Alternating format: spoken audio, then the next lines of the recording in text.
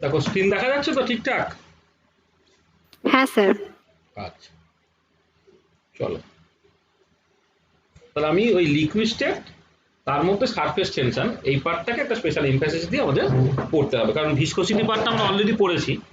আসলে সিউজ সিলেবাসে যেহেতু মানে লিকুইড স্টেট এইরকম ভাবে সিলেবাসটা নেই, ছিল হচ্ছে ট্রান্সপোর্ট ফেনোমেননের মধ্যে হচ্ছে তোমার ভিসকোসিটি পার্টটা ছিল। আর সেমিস্টার সিক্সে ওই সারফেস কেমিস্ট্রি বলে একটা পার্ট থাকবে আর কি। ওই সারফেস কেমিস্ট্রি মানে বেসিক্যালি তিনটে জিনিস বোঝায়। একটা হচ্ছে সারফেস টেনশন, কলয়েড আর অ্যাডজর্পশন। এই এই তিনটে পার্ট হচ্ছে সেমিস্টার সিক্সে বলা আছে, ঠিক আছে?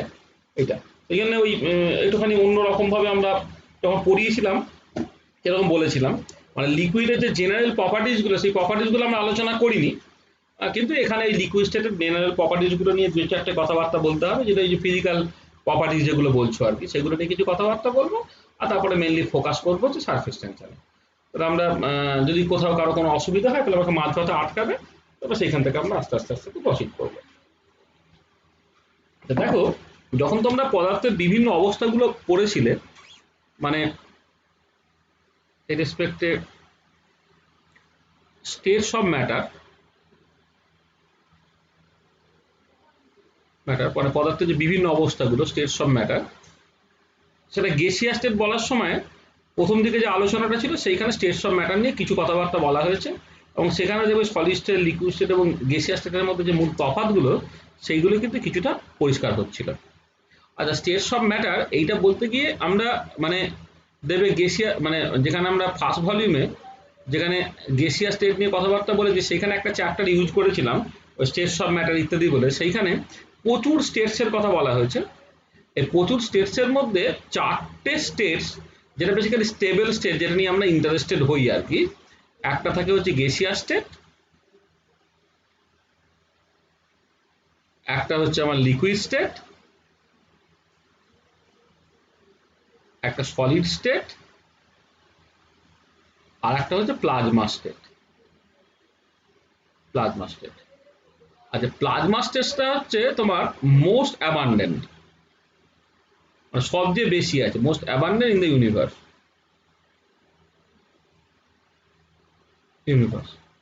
আর লিকুইড স্টেটটা হচ্ছে লিস্ট অ্যাবান্ডেন্ট।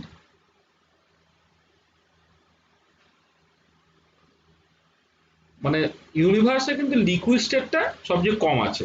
লিকুইড স্টেটটা সবচেয়ে কম আছে, তার মেন কারণটা হচ্ছে যে লিকুইডটা একটা একটা পার্টিকুলার রেঞ্জ অফ টেম্পারেচার আছে যার মধ্যে সে স্টেবল, মানে particular range of temperature and pressure আছে যার মধ্যে কিন্তু লিকুইড স্টেটে এক্সিস্ট করতে পারে। যদি টেম্পারেচারটা তোমার বেশ কম হয়ে যায় তাহলে সলিড স্টেটে চলে যায়, টেম্পারেচার যদি বেশ বেশি হয়ে যায় তাহলে গ্যাসিয়াস স্টেটে চলে যায়। তুমি যদি জলকেই অ্যাজ ফর এক্সাম্পল তুমি ধরো, তাহলে 0 ডিগ্রি সেন্টিগ্রেড থেকে 100 ডিগ্রি সেন্টিগ্রেডের মধ্যে সে লিকুইড ফর্মে থাকতে পারে। 100 ডিগ্রির উপরে তো যা খুশি টেম্পারেচার হতে পারে, সেখানে সে গ্যাসিয়াস স্টেটে থাকতে পারে। বা 0 ডিগ্রি সেন্টিগ্রেডের নিচেও তো যা খুশি টেম্পারেচার হতে পারে, মানে আপ টু 0 কেলভিন পর্যন্ত, বা -273 পর্যন্ত যেতে পারে, একটা ওয়াইড রেঞ্জ যার মধ্যে তোমার সে সলিড স্টেট অবস্থায় থাকতে পারে। তাহলে যেহেতু একটা ছোট্ট টেম্পারেচার বা প্রেসার রিজিয়নের মধ্যে লিকুইড স্টেট এক্সিস্ট করে, সেই জন্য লিকুইড স্টেটটা হচ্ছে লিস্ট বা অ্যাবান্ডেন্ট হয়। মানে ওই যে পৃথিবীর মধ্যে একটুখানি পোর্শন আছে যার মধ্যে জাস্ট তোমার ধরো লিকুইড আছে, মানে পৃথিবীতে জল আর স্থল মিলে জলটাই বেশি, সেটা আলাদা কথা।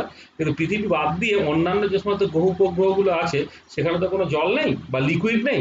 সেই জন্য এই লিকুইড স্টেটটা কিন্তু সত্যি করে লিস্ট অ্যাবান্ডেন্ট, এটা মানতে কষ্ট হলেও কিন্তু এটা লিস্ট অ্যাবান্ডেন্ট, এটা মাথায় রাখতে হবে। আচ্ছা, এবারে আমাদের আলোচনা হচ্ছে তোমার লিকুইড স্টেট নিয়ে। গ্যাসিয়াস স্টেট নিয়ে আমরা অলরেডি আলোচনা করেছি, সলিড স্টেট নিয়ে আমরা আলোচনা করবো, যেহেতু সলিড স্টেট আমাদের এই সেমিস্টারের সিলেবাসে আছে।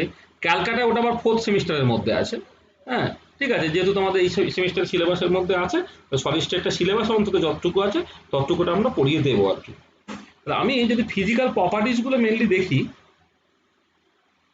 ফিজিক্যাল ফিজিক্যাল বলার আগে আগে ক্যারেক্টারিস্টিক ফিচার্স গুলোকে বলি।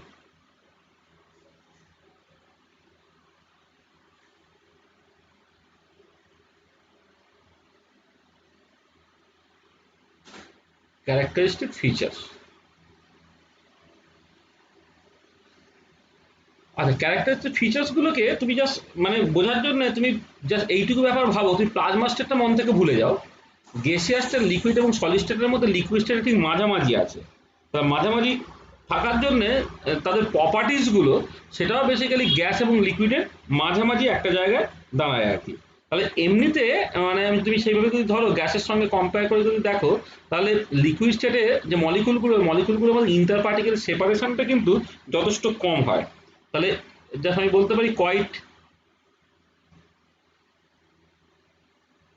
Short intermolecular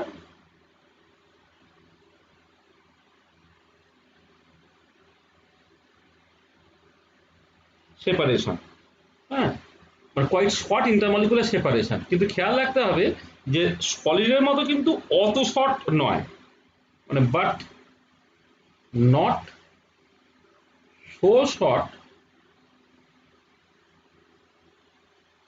as in case of liquid, oh sorry as in case of solid,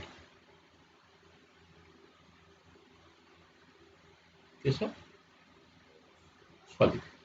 মানে গ্যাসের ক্ষেত্রে যেমন মলিকুলগুলো তাদের ইন্টারমলিকুলার সেপারেশনটা অনেকটা বেশি হয়, লিকুইডের ক্ষেত্রে তা নয়, ইন্টারমলিকুলার সেপারেশনটা যথেষ্টই কম, কিন্তু সলিডের ক্ষেত্রে আরো ওরকম ইউজুয়ালি আর কি, এটা মাথায় রাখতে হবে।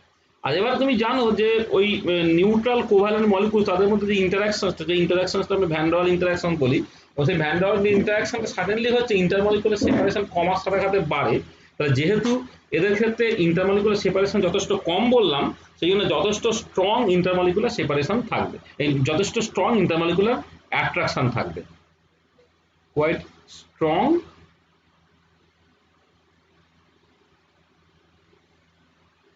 Intermolecular attraction. কিন্তু অ্যাট দ্য সেম টাইম খেয়াল রাখতে হবে but not so strong as in case of solid, সলিডের মতো কিন্তু অত স্ট্রং নয়।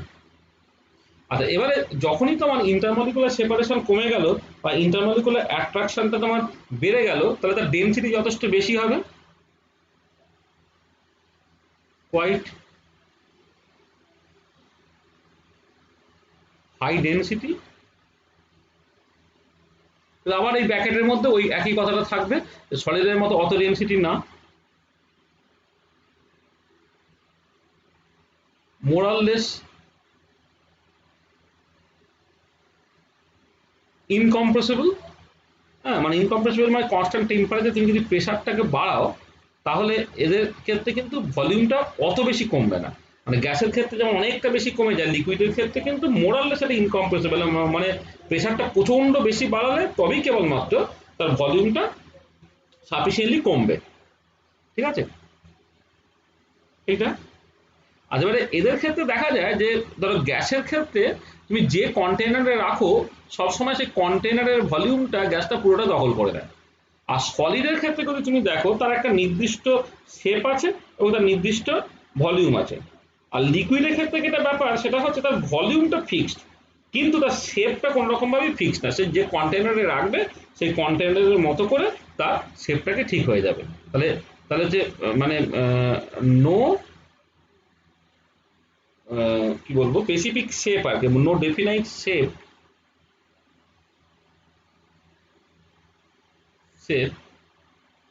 বাট হ্যাজ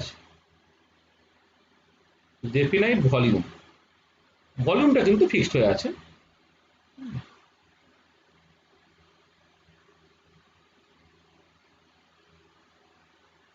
এটা এটা একটা অ্যাডিশনাল জিনিস যেটা তোমাকে মাথায় রাখতে হবে। ঠিক আছে। আচ্ছা, এবারে গ্যাস তো ফ্লো করে, তোমার সলিড কিন্তু ফ্লো করে না। লিকুইড গ্যাসের মতো র্যান্ডামলি এদিক ওদিক ফ্লো না করতে পারলেও যদি কোনো প্রেশার গ্রেডিয়েন্ট থাকে তাহলে কিন্তু সে ফ্লো করতে পারে। তাহলে it can flow if there is এ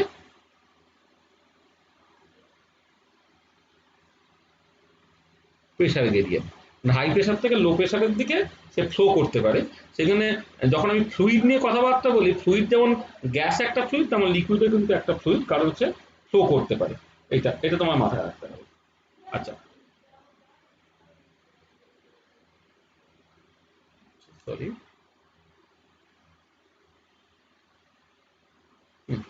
আচ্ছা 7 নম্বর, আচ্ছা 7 নম্বর একটা ভীষণ ইম্পর্টেন্ট পয়েন্ট, সেটা হচ্ছে যে তোমার এই লিকুইডের ক্ষেত্রে একটা মানে লিকুইডের একটা ডেফিনাইট বয়লিং পয়েন্ট আছে।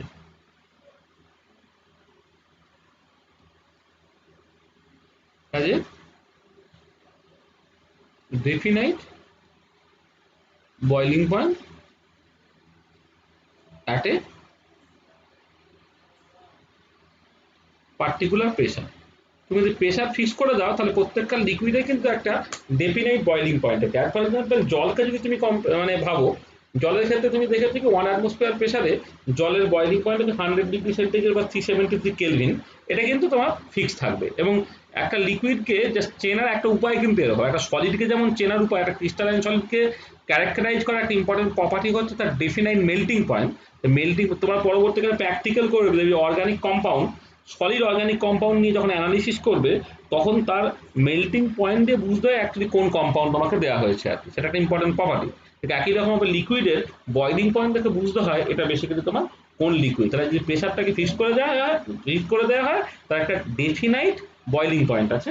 সেইটা একটা জিনিস যেটা তোমাকে মাথায় রাখতে হবে। আচ্ছা, এবার মোস্ট ইম্পর্টেন্ট পয়েন্ট যেটা, সেইটা পরীক্ষায় মাঝে মাঝে পড়ে, যে যে দেখো গ্যাসের ক্ষেত্রে মলিকুলগুলো র্যান্ডাম বা chaotic মোশন আছে। আর একটা ক্রিস্টালাইন সলিড যদি আমি কনসিডার করি, তার ক্ষেত্রে হচ্ছে তোমার একটা অর্ডার মেনটেন থাকে, যে অর্ডারটা both short range and long range. মানে তুমি একটা ক্রিস্টালাইন সলিড কোনো একটা পার্টিকুলার পয়েন্ট তুমি নাও, সেই পয়েন্টের চারপাশটা যেমন দেখতে, সেখান থেকে অনেকটা দূরে আর একটা পয়েন্ট নাও, সেই চারপাশটা কিন্তু এক্স্যাক্টলি একই রকমের দেখতে। যেগুলো সলিডের ক্ষেত্রে একটা লং রেঞ্জ অর্ডার থাকে, কিন্তু লিকুইডের ক্ষেত্রে তোমার liquid is characterized by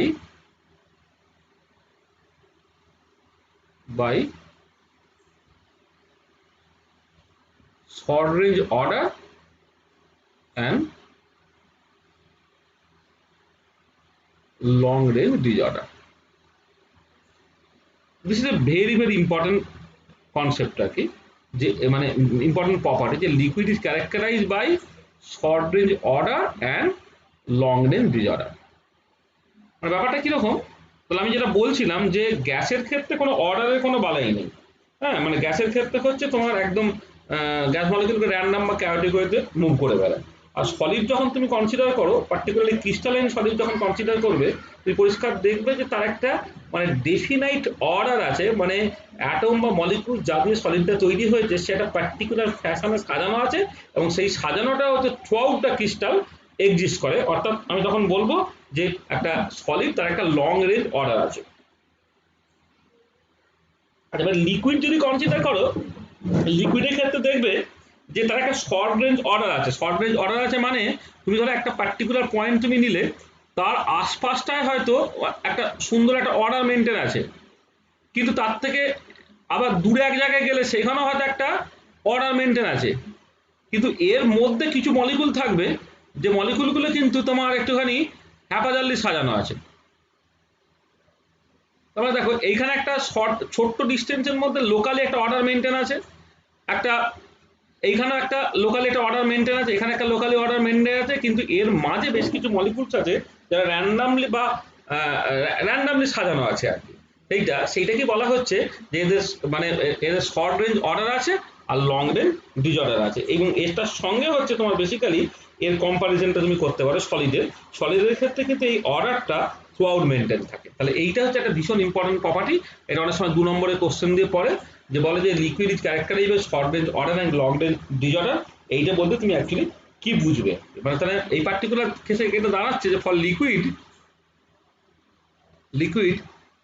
A regular arrangement আর কি,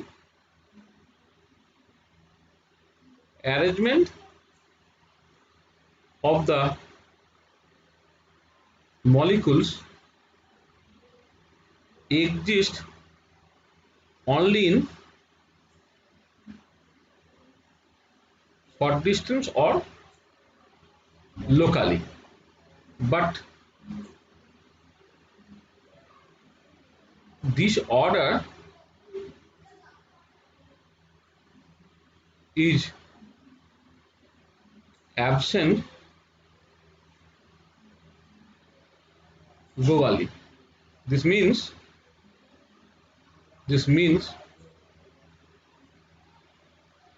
in between two local regular arrangements there are some molecules which are randomly placed ঠিক আছে, এটা মাথায় রাখতে হবে, বোঝা গেল? এটা তাহলে এইটা হচ্ছে তোমার তার মানে আমি যেটা বলবো যে this means this regular arrangement does not exist in long range, ঠিক আছে? এইটাকে আমি বলছি যে মানে এটাকে বলা হচ্ছে যে short range order but long range disorder. আর যদি তুমি কম্পেয়ার করো for solid there is a long range order, সলিডের ক্ষেত্রে লং রেঞ্জ অর্ডার আছে। যদি গ্যাসের কম্পেয়ার করো for gas no order at all, কোনো অর্ডার বলে কিছু নেই, ঠিক আছে? তাহলে এইটা কিন্তু 2 নম্বরের কোশ্চেন হিসেবে খুব পড়ে যে একটা liquid is characterized by a short range order and long range disorder, ঠিক আছে? মনে থাকবে। তাকে যা বলা হলো ফিজিক্যাল প্রপার্টিজ গুলো পরিষ্কার তো? হ্যাঁ স্যার। ঠিক আছে, দেখ আচ্ছা এবারে লিকুইডের বেশ কিছু ফিজিক্যাল প্রপার্টিজ আছে যেগুলো নিয়ে আমাকে একটু আলোচনা করতে হবে, মানে দেয়ার আর মানে খুব কমন ফিজিক্যাল প্রপার্টিজ যেগুলো আর কি, দেয়ার আর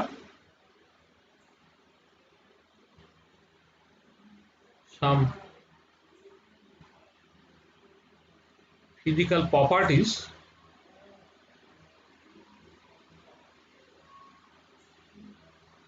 associated to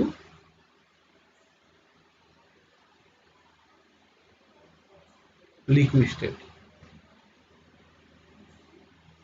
There are some physical properties associated to liquid state, মানে লিকুইড স্টেটের সঙ্গে অ্যাসোসিয়েটেড বেশ কিছু ফিজিক্যাল প্রপার্টিজ আছে। আর এই প্রপার্টিজ গুলোর মধ্যে 3টে প্রপার্টি আমরা স্পেশালি এমফাসিস দেব। 1 নম্বর হচ্ছে ভেপার প্রেসার, মানে অনেক প্রপার্টিজ আছে, আমি 3টে প্রেসার এমফাসিস দেব। 1 নম্বর হচ্ছে ভেপার প্রেসার, 2 নম্বর হচ্ছে সারফেস টেনশন, আর 3 নম্বর হচ্ছে তোমার ভিসকোসিটি। এই 3টে প্রপার্টি আমরা আলোচনা করব। তাহলে এই ভিসকোসিটি পার্টটা এইটা অলরেডি আমরা ডিসকাস করে ফেলেছি, already has already been discussed. তাহলে এবারে আমাদের আলোচনাটা করতে হবে বেসিক্যালি এই দুটো জিনিস নিয়ে। আর ভেপার প্রেসার নিয়ে ডিটেল আলোচনা এইটা আমরা থার্মোডাইনামিক্সে যখন ফেজ ইকুইলিব্রিয়াম পড়ব তখন তুমি ডিটেলে দেখতে পাবে, হ্যাঁ, কিন্তু কিছু মিনিমাম ইনফরমেশন জাস্ট আমাদের জেনে রাখতে হবে, সেটা আমরা মানে বলবো আর কি, মানে মিনিমাম যতটুকু না জানলে নয় আর কি, সেটুকু আমি বলবো, হ্যাঁ। কিন্তু এইটা নিয়ে যে ডিটেল আলোচনা ভেপার প্রেসার এবং সেইখান থেকে আরো প্রচুর কিছু ডিসকাশনের জায়গা আছে, যেটা হচ্ছে আমাদের ওই যখন থার্মোডাইনামিক্সের অ্যাপ্লিকেশন আমরা দেখবো ফেজ ইকুইলিব্রিয়ামে, সেইখানে কিন্তু এই ভেপার প্রেসার নিয়ে খুব ডিটেল আলোচনার একটা জায়গা আছে। কিন্তু ভেপার প্রেসার নিয়ে মিনিমাম যতটুকু জিনিস না জানলেই নয় সেইটা আমি জাস্ট একটুখানি বলে দিচ্ছি আর কি। তাহলে আমরা প্রথমে খুব হালকা করে ভেপার প্রেসারটাকে একটুখানি বলে রাখি, কারণ পরবর্তীকালে যখন ভেপার প্রেসার ওখানে কার্ভ সারফেস নিয়ে কথাবার্তা হবে তখন কিন্তু তুমি মানে এই ভেপার প্রেসারের বেসিক নলেজটা যদি না থাকে, মানে ভেপার প্রেসার ওভারে কার্ভ সারফেস যেখান থেকে একটা ইকুয়েশন বের করতে হবে, কেলভিন ইকুয়েশন, কেলভিন ইকুয়েশনটাকে বুঝতে গেলে কিন্তু ভেপার প্রেসার সম্বন্ধে মিনিমাম একটা ধারণা তোমার থেকে থাকতে হবে আর কি। Vapour pressure of a liquid, এইটা একটু দেখতে পাচ্ছি। আচ্ছা, ধরো তুমি একটা ক্লোজ কন্টেনার নিয়েছো,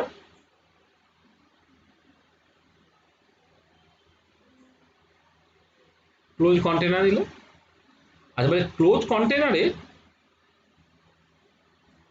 ধরো কিছুটা পোর্শন হচ্ছে লিকুইড, এই পোর্শনটা তোমার লিকুইড আছে। আচ্ছা, তোমার ডেইলি এক্সপিরিয়েন্স কি? ডেইলি এক্সপিরিয়েন্স হচ্ছে ধরো যদি কোনো একটা পাত্রে লিকুইড থাকে এবং সেটা যদি ওপেন থাকে, তাহলে গ্লাসে একটুখানি তুমি জল দেখে দিয়েছো, মুখটা ওপেন আছে, কিছুক্ষণ পরে দেখবে সেখানে জলটা নেই। বা যখন লোকে ঘরের মেঝে মোছে জল দিয়ে, হ্যাঁ প্রথমে ভিজে থাকে, একটা সময় পরে দেখবে সে ভিজে ব্যাপারটা নেই। বা জামা কাপড় তুমি যখন শুকোতে দাও, মানে রোদ লাগুক বা না লাগুক, বাড়ির মধ্যে দেখে একটু ফ্যান ট্যান চালিয়ে দিলে তুমি জামা কাপড় তোমার শুকিয়ে যাচ্ছে। এবার কথাটা হচ্ছে জলটা যাচ্ছে কোথায়? জলটা হচ্ছে তোমার ভেপোরাইজ হয়ে চলে যাচ্ছে। এবারে কথাটা হচ্ছে যদি কন্টেনারটা ওপেন থাকে তাহলে না হয় ওটা ভেপোরাইজ হয়ে চলে গেল, হ্যাঁ মানে তোমার অ্যাটমসফিয়ারের সঙ্গে মিশে গেল। যদি ক্লোজ কন্টেনার হয় তাহলে লিকুইড থেকে যে ভেপারগুলো তৈরি হচ্ছে, সেই ভেপারগুলো সে তো এই উপরে যাচ্ছে, উপর থেকে গিয়ে সেটা কোথাও পালাতে পারছে না, বাধ্য হয়ে সে কি করছে, উপরে জমা হচ্ছে, উপরে কি জমা হচ্ছে, উপায় নেই, কারণ বেরোনোর যে স্কোপ পাচ্ছে না। আর এবারে কথাটা হচ্ছে যে এই যে উপরে জমা হচ্ছে হচ্ছে হচ্ছে হচ্ছে, অ্যাট দ্য সেম টাইম কিন্তু একটা জিনিস তোমার মাথায় রাখতে হবে, সেটা হচ্ছে এই যে মানে ভেপার ফেজে যে মলিকুলস গুলো আছে তারা তো র্যান্ডামলি বা chaotic হয়ে ঘুরে বেড়াচ্ছে, যখন সে তো নিজেদের মধ্যে ধাক্কা ধাক্কির সঙ্গে দেওয়ালেও ধাক্কা হবে। আর দেওয়ালে ধাক্কা ধাক্কা হতে হতে ধাক্কাধাক্কি হতে হতে যখনই তোমার এই লিকুইড সারফেসে ধাক্কা হয়ে গেল, তখন কিন্তু তার কিছুটা পোর্শন তারা আবার কিন্তু লিকুইড ফেজে চলে আসছে। তাহলে বোঝার চেষ্টা করো যে তুমি যখন একটা ক্লোজ কন্টেনারের মধ্যে কিছুটা পরিমাণ ফাঁকা রেখে কিছুটা পরিমাণ লিকুইড দিয়েছো, তুমি যেটা দেখতে পাচ্ছ যে লিকুইডে ভেপোরাইজ হচ্ছে। এবারে ভেপারটা অ্যাট দ্য সেম টাইম কিন্তু ধাক্কাধাক্কির জন্য লিকুইড সারফেসের সঙ্গে যখনই ধাক্কা দিচ্ছে লিকুইড ফেজে চলে যাচ্ছে, বা ইন আদার ওয়ে তুমি বলতে পারো হ্যাঁ যে সেটা কনডেন্স করে লিকুইড ফেজে চলে আসছে।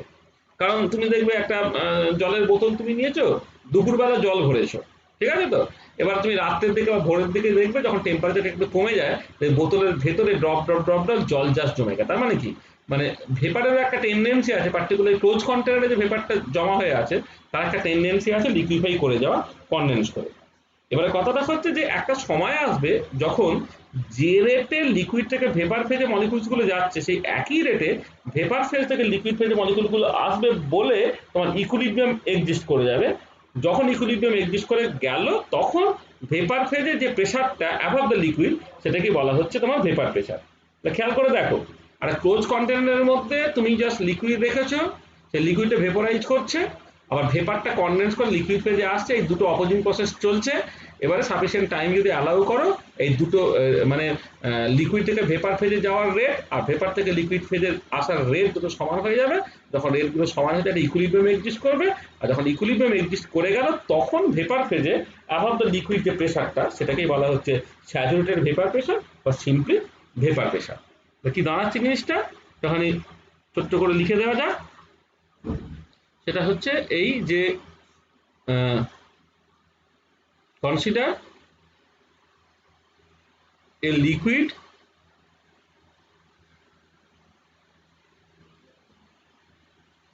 in a closed container and it is partially filled.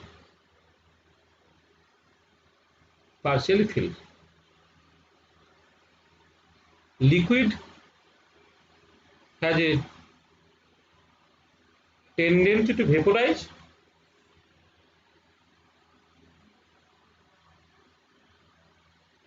liquid has a tendency to vaporize, and hence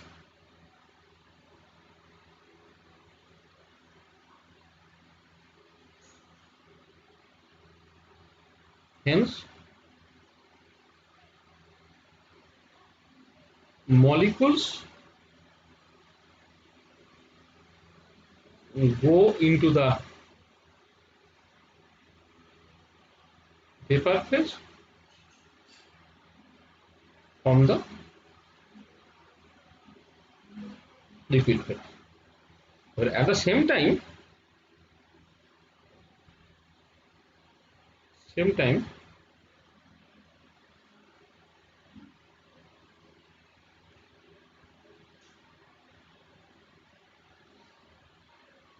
molecules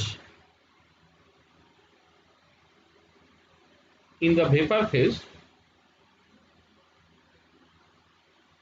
can condense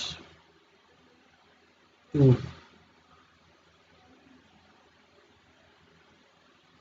come into the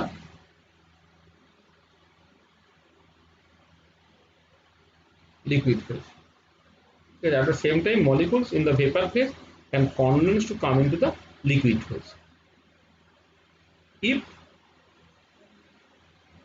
sufficient time is allowed,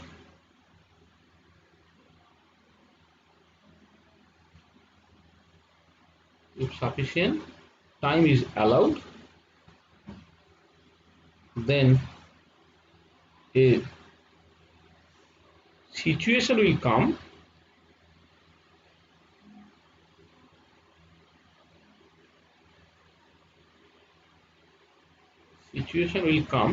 when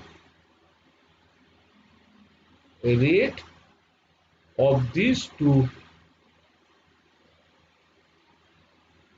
opposing processes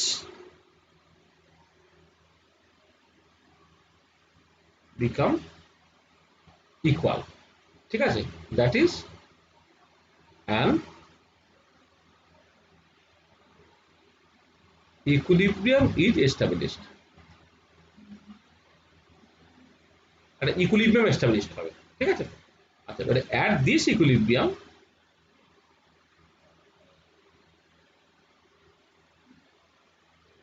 pressure in the vapor phase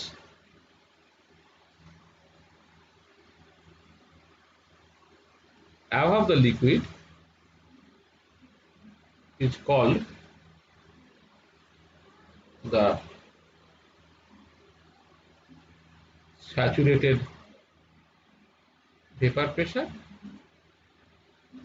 or simply the vapor pressure.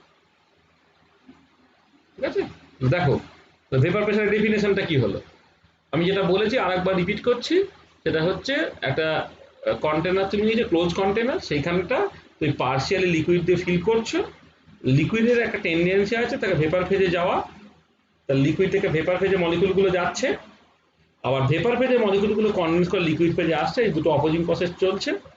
এবারে একটা sufficient time যদি allow করা হয় তাহলে তুমি যেটা দেখতে পাবে যে এই দুটো অপোজিং প্রসেসের রেট দুটো সমান হয়ে যাচ্ছে। If sufficient time is allowed, then a situation will come when a rate of these two opposing processes become equal, that can equilibrium is established at a particular temperature, বা টেম্পারেচারটা fix যদি রেখে দাও আর particular temperature equilibrium established হয়ে যাবে। At this equilibrium, pressure in the vapor phase above the liquid is called the saturated vapor pressure or simply the vapor pressure. Saturated vapor pressure বলতে পারো বা vapor pressure বলতে পারো। ঠিক আছে, তাহলে ভেপার প্রেসার ডেফিনেশন তোমার কাছে পরিষ্কার, ঠিক আছে, বোঝা গেল? হ্যাঁ স্যার। আচ্ছা, এবারে একটা মজার ব্যাপার হচ্ছে, সেটা হচ্ছে এই যে ধরো তুমি এটা জানো যে ভেপোরাইজেশন প্রসেসটা, সেই প্রসেসটাকে বলা হয় এনট্রপিক্যালি ফেভারেবল, অর্থাৎ লিকুইড থেকে ভেপার ফেজে গেলে র্যান্ডামনেস বা ক্যাওসনেস তো বেড়ে যায়, র্যান্ডামনেস বা ক্যাওসনেস বেড়ে যাওয়া মানে হচ্ছে ভেপোরাইজেশন প্রসেসটা এনট্রপিক্যালি ফেভারেবল। তাই জাস্ট দুটো একটা কথাবার্তা বলি যে vaporization is entropically favourable.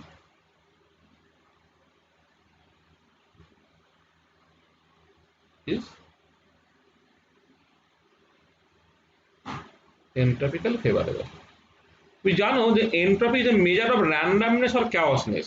Solid থেকে লিকুইড, লিকুইড থেকে ভেপারে গেলে র্যান্ডামনেস বা ক্যাওসনেস বাড়ে বলে এনট্রপিটা বাড়ে, তাহলে লিকুইড থেকে যখন ভেপারে যাচ্ছে এনট্রপিটা বাড়ছে, সেখানে এটা বলা হচ্ছে এনট্রপিক্যালি ফেভারেবল। আচ্ছা, এবারে যেটা হচ্ছে যে we know delta G equal to delta H minus T delta S হয়। এবারে দেখো যে তোমার যেটা ইম্পর্টেন্ট পয়েন্ট, যে কোন একটা প্রসেস কন্টিনিউয়াসলি ঘটতে গেলে ডেল্টা জিটা নেগেটিভ হতে হবে।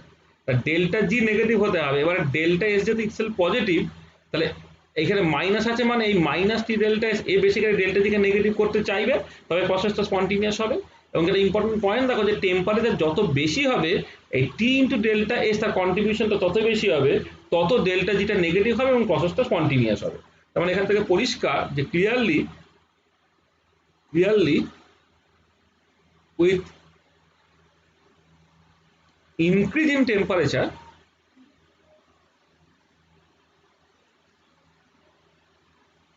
tendency of vaporization increases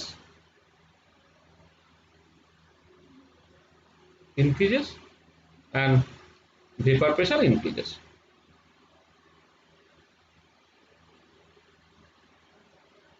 তুমি দেখেছো যে তোমার টেম্পারেচার কম হলে যত সহজে জামা কাপড় শুকোয়, যত কঠিন ভাবে জামা কাপড় শুকোয়, টেম্পারেচার বাড়ালে নিশ্চয়ই জামা কাপড় তাড়াতাড়ি শুকোবে। ওই জন্য রোদে দিতে বলে। রোদে দেওয়া মানে হচ্ছে টেম্পারেচারটা বেশি, মানে ঘরের মধ্যে তুমি দেখেছো আর বাইরে দেখেছো। ঘরের মধ্যে রাখলে তোমার টেম্পারেচারটা কম, ঘরের বাইরে হচ্ছে রোদ ডিরেক্টলি যখন পড়ছে টেম্পারেচারটা বেশি, সেখানে দেখবে ভেপোরাইজেশনটা খুব ইজিলি হয়। তাহলে ব্যাপারটা হচ্ছে যে এই যে ভেপোরাইজেশন ইজ এন্ট্রপিক্যালি ফেভারেবল, তার মানেটা হচ্ছে ডেল্টা এসটা গ্রেটার দ্যান জিরো। যখনই delta S greater than zero হবে, টি ডেল্টা এস মানে মাইনাস টি ডেল্টা, সেটা ডেল্টা জিকে নেগেটিভ করতে চাইবে। আর ডেল্টা কি যত নেগেটিভ, প্রসেসটা হচ্ছে তত স্পন্টিনিয়াস। তুমি পরিষ্কার বুঝতে পারছো, টেম্পারেচার আমি যত বাড়াবো, মাইনাস টি ডেল্টা এস তার কন্ট্রিবিউশন তত বাড়বে, ডেল্টা কি তত নেগেটিভ হতে চাইবে।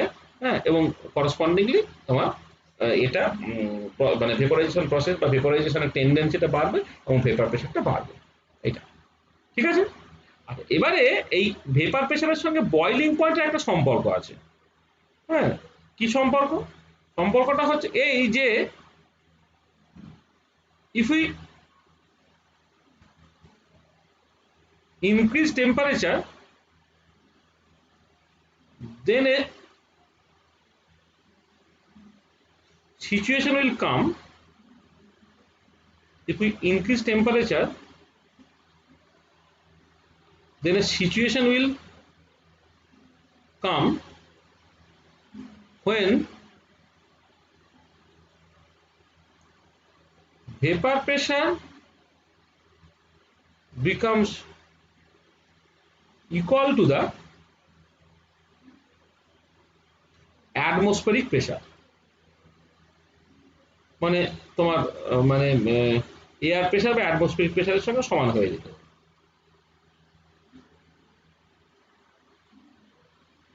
Atmospheric or external pressure.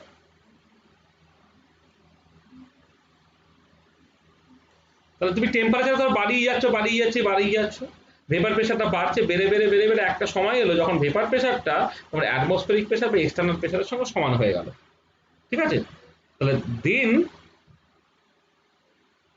The liquid বয়েলস, তখন হচ্ছে লিকুইডটা তোমার বয়েল করবে।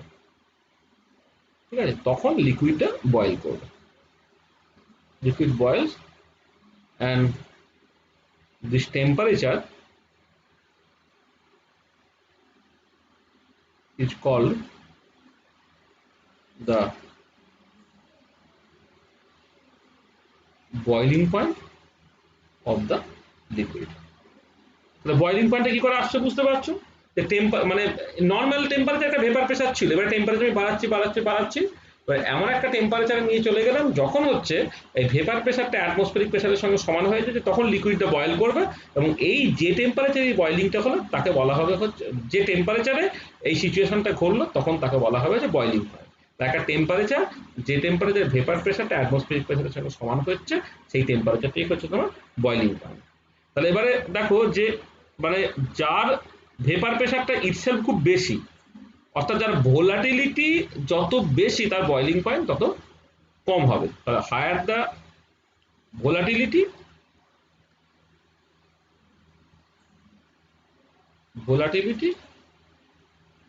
Lower will be the boiling point. হ্যাঁ, ভোলাটিলিটি যত বাড়বে বয়লিং পয়েন্ট হচ্ছে তত কমবে, এটা মাথায় রাখবে আর কি। হ্যাঁ, মানে যে যত বেশি ভোলাটাইল তার মানে তার বয়লিং পয়েন্ট হচ্ছে তত তত কম। ঠিক আছে, এইটা একটা ইম্পর্টেন্ট পয়েন্ট, সেটা তোমাকে মাথায় রাখতে হবে।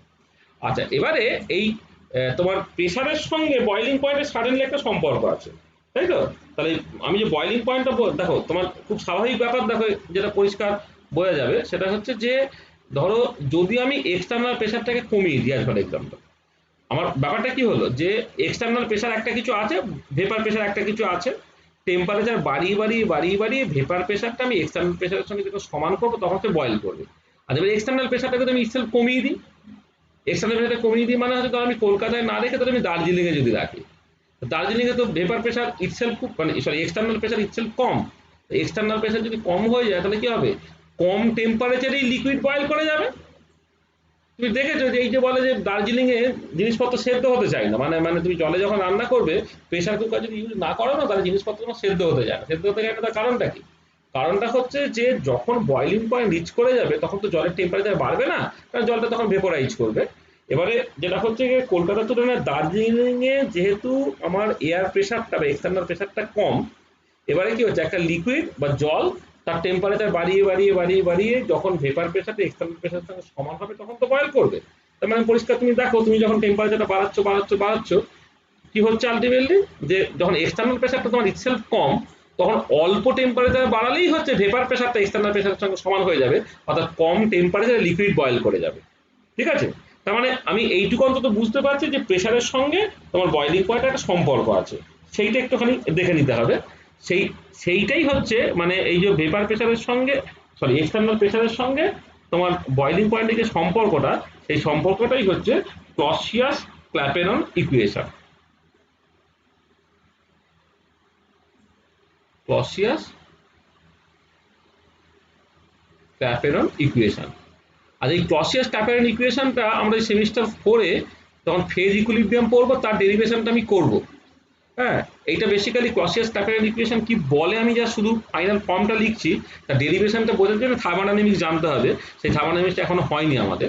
তাহলে তুমি জাস্ট এইভাবে ভাবো যে একটা আলফা ফেজ নিয়েছো আর একটা বিটা ফেজ নিয়েছো, তাদের মধ্যে তুমি ইকুইলিব্রিয়ামটাকে কনসিডার করছো।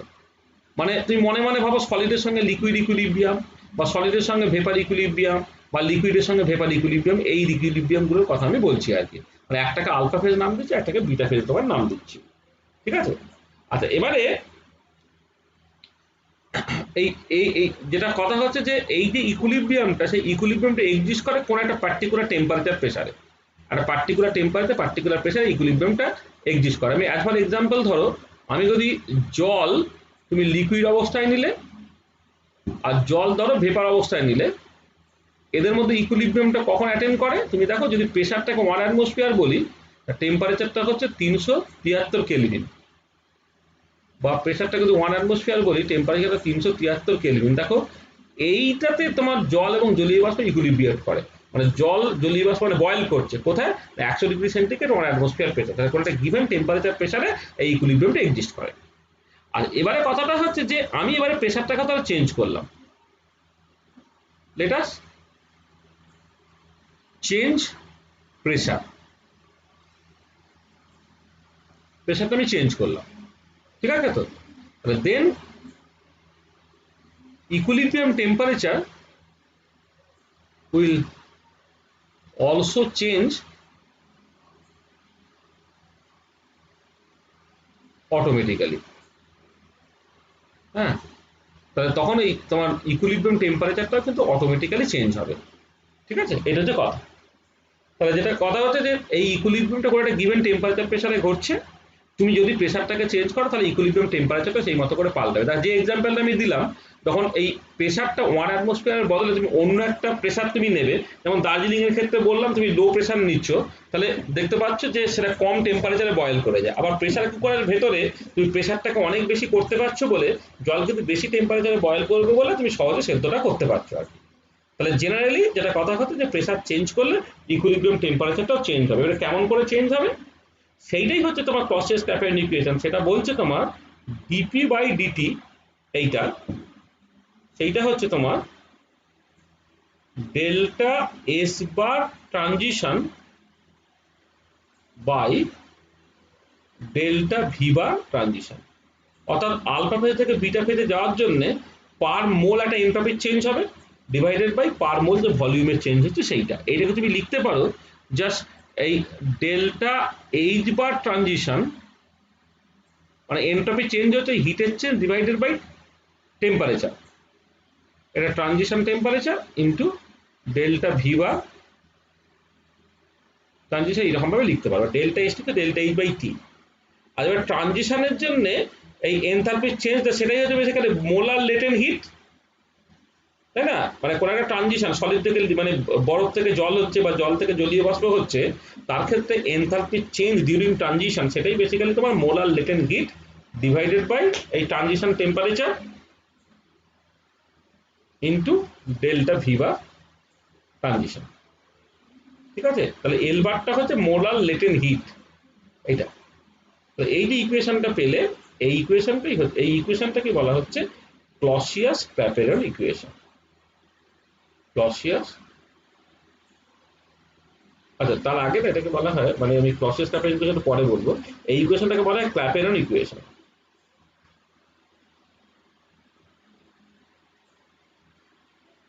এই ইকুয়েশনটার নাম হচ্ছে তোমার ক্ল্যাপেরন ইকুয়েশন। ঠিক আছে, মানে এখনো ক্লসিয়াস ক্ল্যাপেরন ইকুয়েশন আসেনি, তাই এই ইকুয়েশনটাকে বলা হচ্ছে তোমার ক্ল্যাপেরন ইকুয়েশন। ঠিক আছে, তাহলে এল বারটা হচ্ছে মোলার লেটেন্ট হিট। আর এবারে একটা স্পেশাল কেসে আসছি আমি। স্পেশাল কেসটা হচ্ছে যে যদি তুমি এই এরকম একটা কনডেন্স ফেজের সঙ্গে ভেপার ফেজের ইকুইলিব্রিয়াম কনসিডার করো, মানে কনডেন্স ফেজের সঙ্গে ভেপার ফেজ মানে সলিডের সঙ্গে ভেপার বা লিকুইডের সঙ্গে ভেপার, এটা তুমি কনসিডার করো। আচ্ছা কনসিডার করছো যখন, তাহলে ডেল্টা ভিবা ট্রানজিশন এটা কি হবে, ভিবার ফর দ্য ভেপার ফেজ মানে ভিবার ফর দ্য কনডেন্স ফেজ।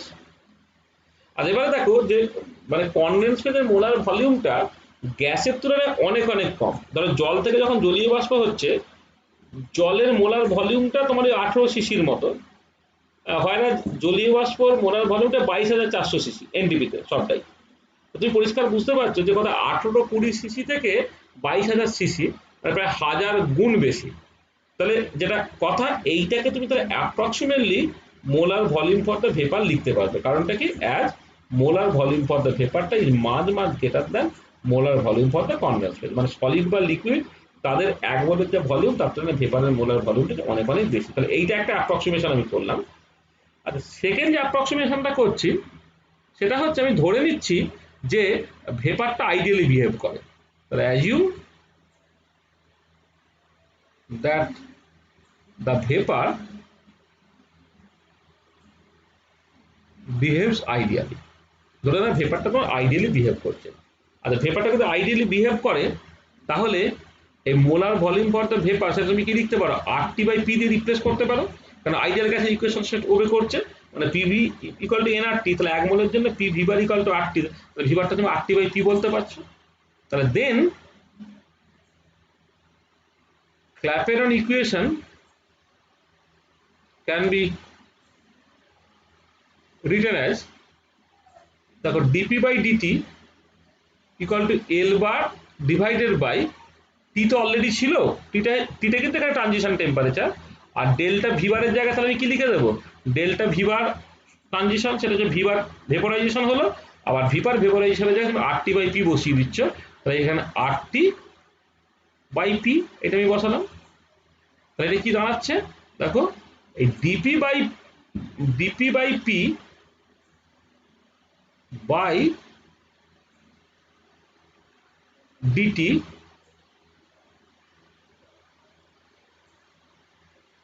মানে পিটা তোমার উপরে চলে নিচে গেল ডিপে, হ্যাঁ এইটা, এটা ইকুয়াল টু হচ্ছে এল bar by R T square. এখানে তুমি লিখতে পারো D L N P by DT, এটা হয়ে গেল L bar by R T square. D L N P by DT সেটা হচ্ছে এল bar by R T square. এই যেটা দাঁড়ালো এইটাকে বলা হচ্ছে ক্লসিয়াস ক্ল্যাপেরন ইকুয়েশন। তাহলে ক্ল্যাপেরন ইকুয়েশনটা হচ্ছে জেনারেল যে কোনো ফেজ ট্রানজিশনকে তুমি লিখতে পারবে।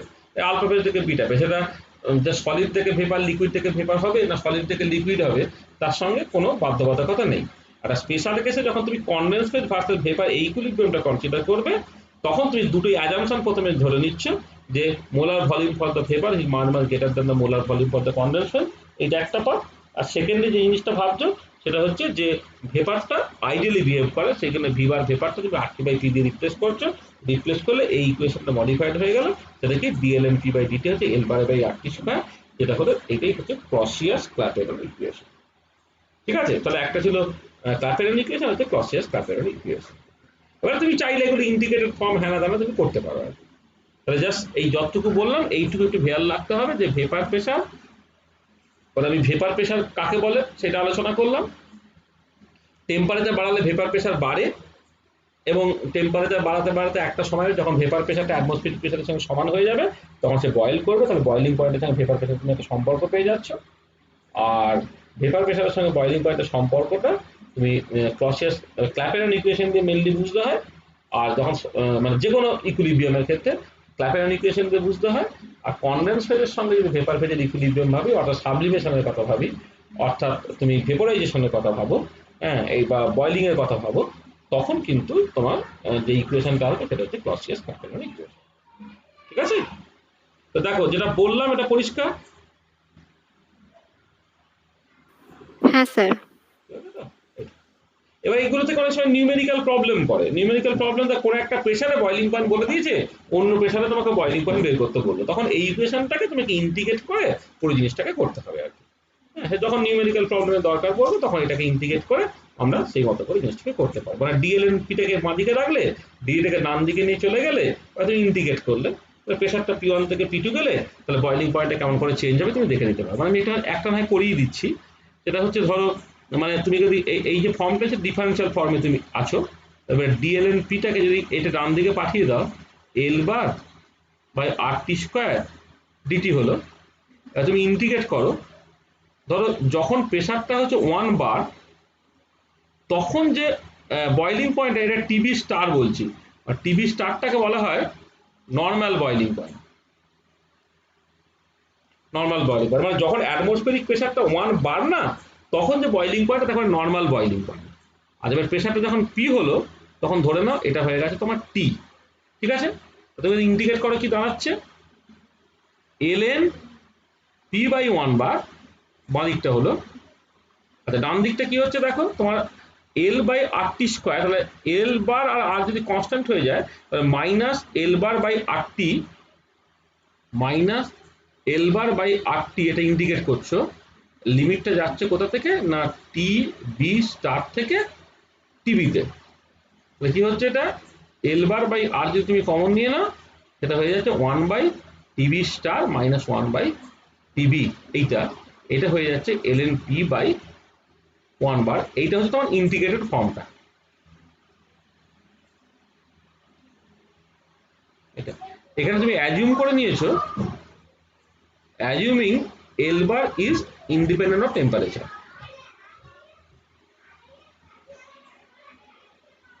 তাহলে এই যে ইকুয়েশনটা এলো, এইটা basically integrated form of the Clausius Clapeyron equation. Hmm, integrated form of Clausius-Clapeyron equation. This is the integrated form of Clausius-Clapeyron equation.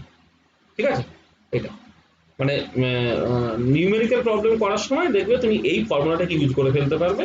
তোমার আমি বললাম না যে হয়তো মানে জলের ক্ষেত্রে ধরো যখন 1 বার প্রেশার তখন বয়লিং পয়েন্টটা 373 কেলভিন, এটা তোমার বলে দেওয়া আছে, মোলার লেটেন্ট হিটটাকে বলে দেওয়া থাকবে, সবকিছু বলে দেওয়া থাকবে।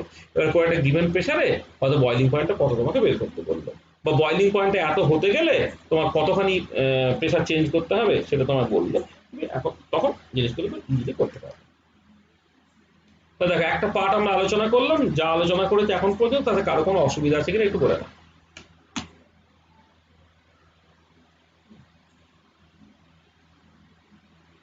কারো কোনো অসুবিধা আছে?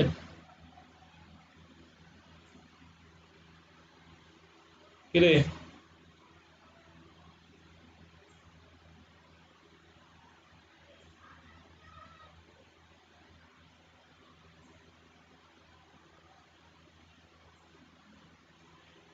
কোথায় গেলি? না স্যার, ঠিক আছে, বুঝতে পেরেছি। দেখো তাহলে ভেপার প্রেশার নিয়ে এখন এইটুকু জিনিস এখন বোঝো, তারপরে vapour pressure over curve surface যখন বলবো তখন আরেকটুখানি কথাবার্তা বলবো। তাহলে এই ভেপার প্রেশার নিয়ে বললাম না যে আমি তিনটে জিনিস বেসিক্যালি আমাদের লিকুইড স্টেট নিয়ে কথাবার্তা বলতে গেলে ভাবতে হয়। একটা হচ্ছে vapour pressure, vapour pressure over curve surface, সেটা আমরা আজকে মানে এই লিকুইড স্টেটের কন্টেস্টে আলোচনা করব। হ্যাঁ, এটা। আর ভেপার প্রেশার নিয়ে আরো পরে একটু আলোচনা করার জায়গা আছে, সেটা হচ্ছে যখন আমরা ওই কোয়ালিটেটিভ প্রপার্টিজ হ্যানা ত্যানা নিয়ে কথাবার্তা বলবো, সেখানে দেখবে one of the important qualitative properties হচ্ছে তোমার লোয়ারিং অফ ভেপার প্রেশার। মানে একটা পিওর লিকুইড আছে, তার যা ভেপার প্রেশার হবে, সেই লিকুইডে যদি একটা নন ভোলাটাইল সলিউড অ্যাড করা হয় তাহলে ভেপার প্রেশার কমে যায়। তাহলে পিওর জল ধরো, তার একটা ভেপার প্রেশার আছে। এবার আমি যদি ওখানে কোনো ইম্পিউরিটি লেসে সোডিয়াম ক্লোরাইড বা ইউরিয়া বা সুক্রোজ এই টাইপের কোনো নন ভোলাটাইল সলিউড অ্যাড করি, তাহলে ভেপার প্রেশারটা কমে যায়। ঠিক আছে? ভেপার প্রেশার কমে যাওয়া মানে কিন্তু বয়লিং পয়েন্ট বেড়ে যাওয়া, এটা মাথায় রাখবে। ঠিক আছে? সেই যে পার্টগুলো, সেই পার্টগুলো ওই কোয়ালিটেটিভ প্রপার্টিজের কনটেক্সটে আমাদের ভবিষ্যতে কোথাও একটা পড়ার স্কোপ আছে, তখন আমরা পড়বো। ঠিক আছে? তাহলে এবারে নেক্সট আমরা যে টপিকে ঢুকে যাচ্ছি সেটা হচ্ছে তোমার surface tension.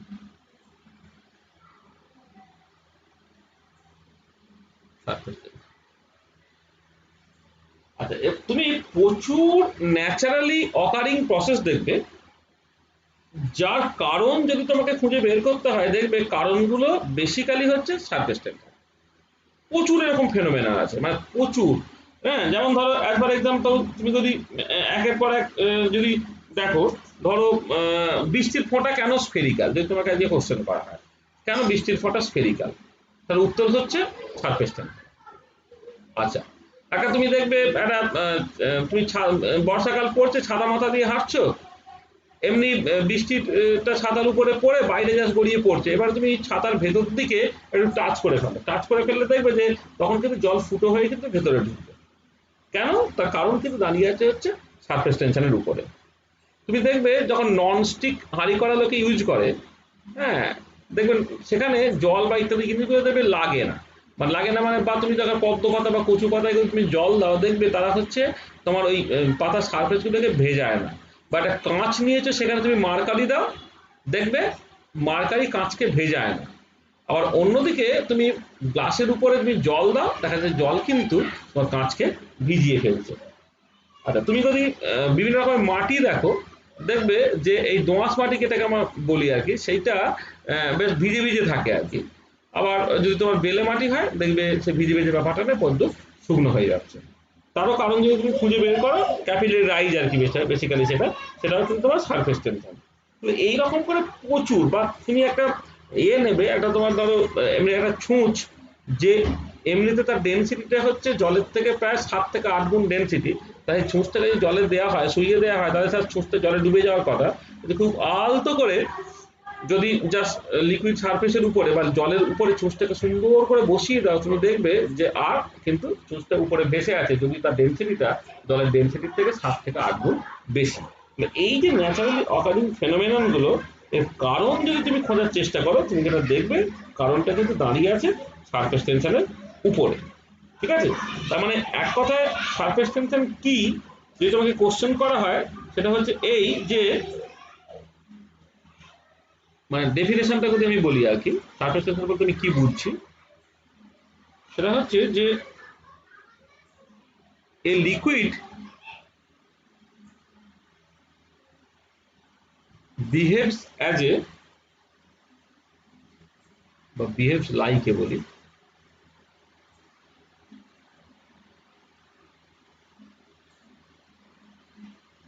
Like a stress member, একটা টান টান মেম্বার, একটা টান টান চাদরের মতো হচ্ছে বিহেভ করে।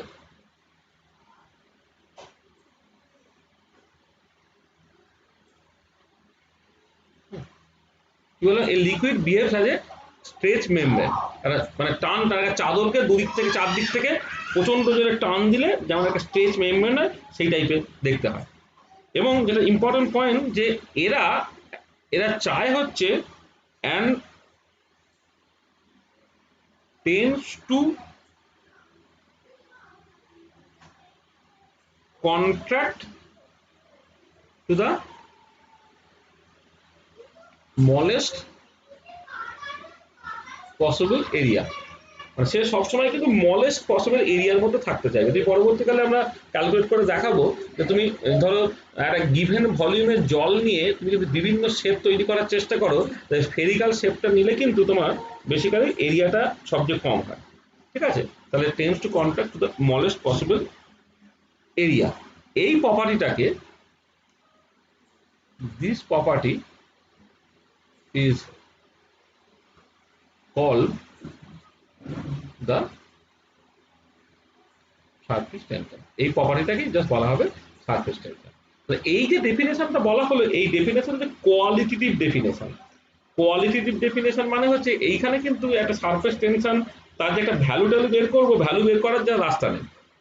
আমি একটা যেমন আমি ভিসকোসিটির ক্ষেত্রেও বলেছিলাম যে ভিসকোসিটি কোএফিসিয়েন্ট দিয়ে বের করতে হয়, তার জন্য তোমার নিউটনস লটাকে লাগবে। কিন্তু তার আগে আমি যেটা বলেছিলাম যে যে তোমার ভিসকোসিটি বেসিক্যালি এটা কি, যে ফ্লো করতে যাওয়ার যে বাধা সেটা কোয়ালিটেটিভলি ভিসকোসিটি। ঠিক একই রকম ভাবে একটা লিকুইডের নর্মাল টেন্ডেন্সি হচ্ছে সেটা স্মলেস্ট পসিবল এরিয়ার মধ্যে থাকতে চায়।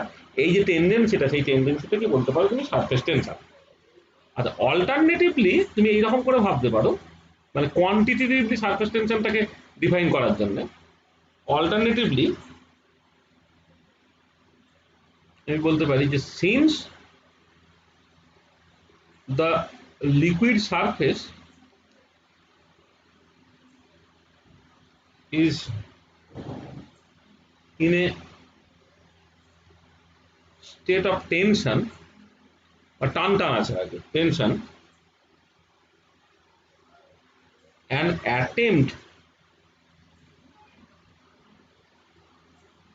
to make a penetration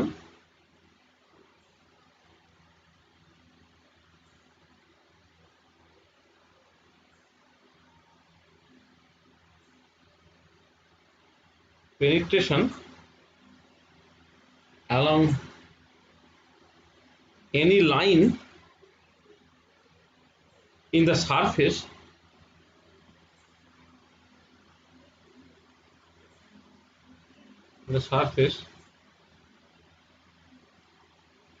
will require an application of force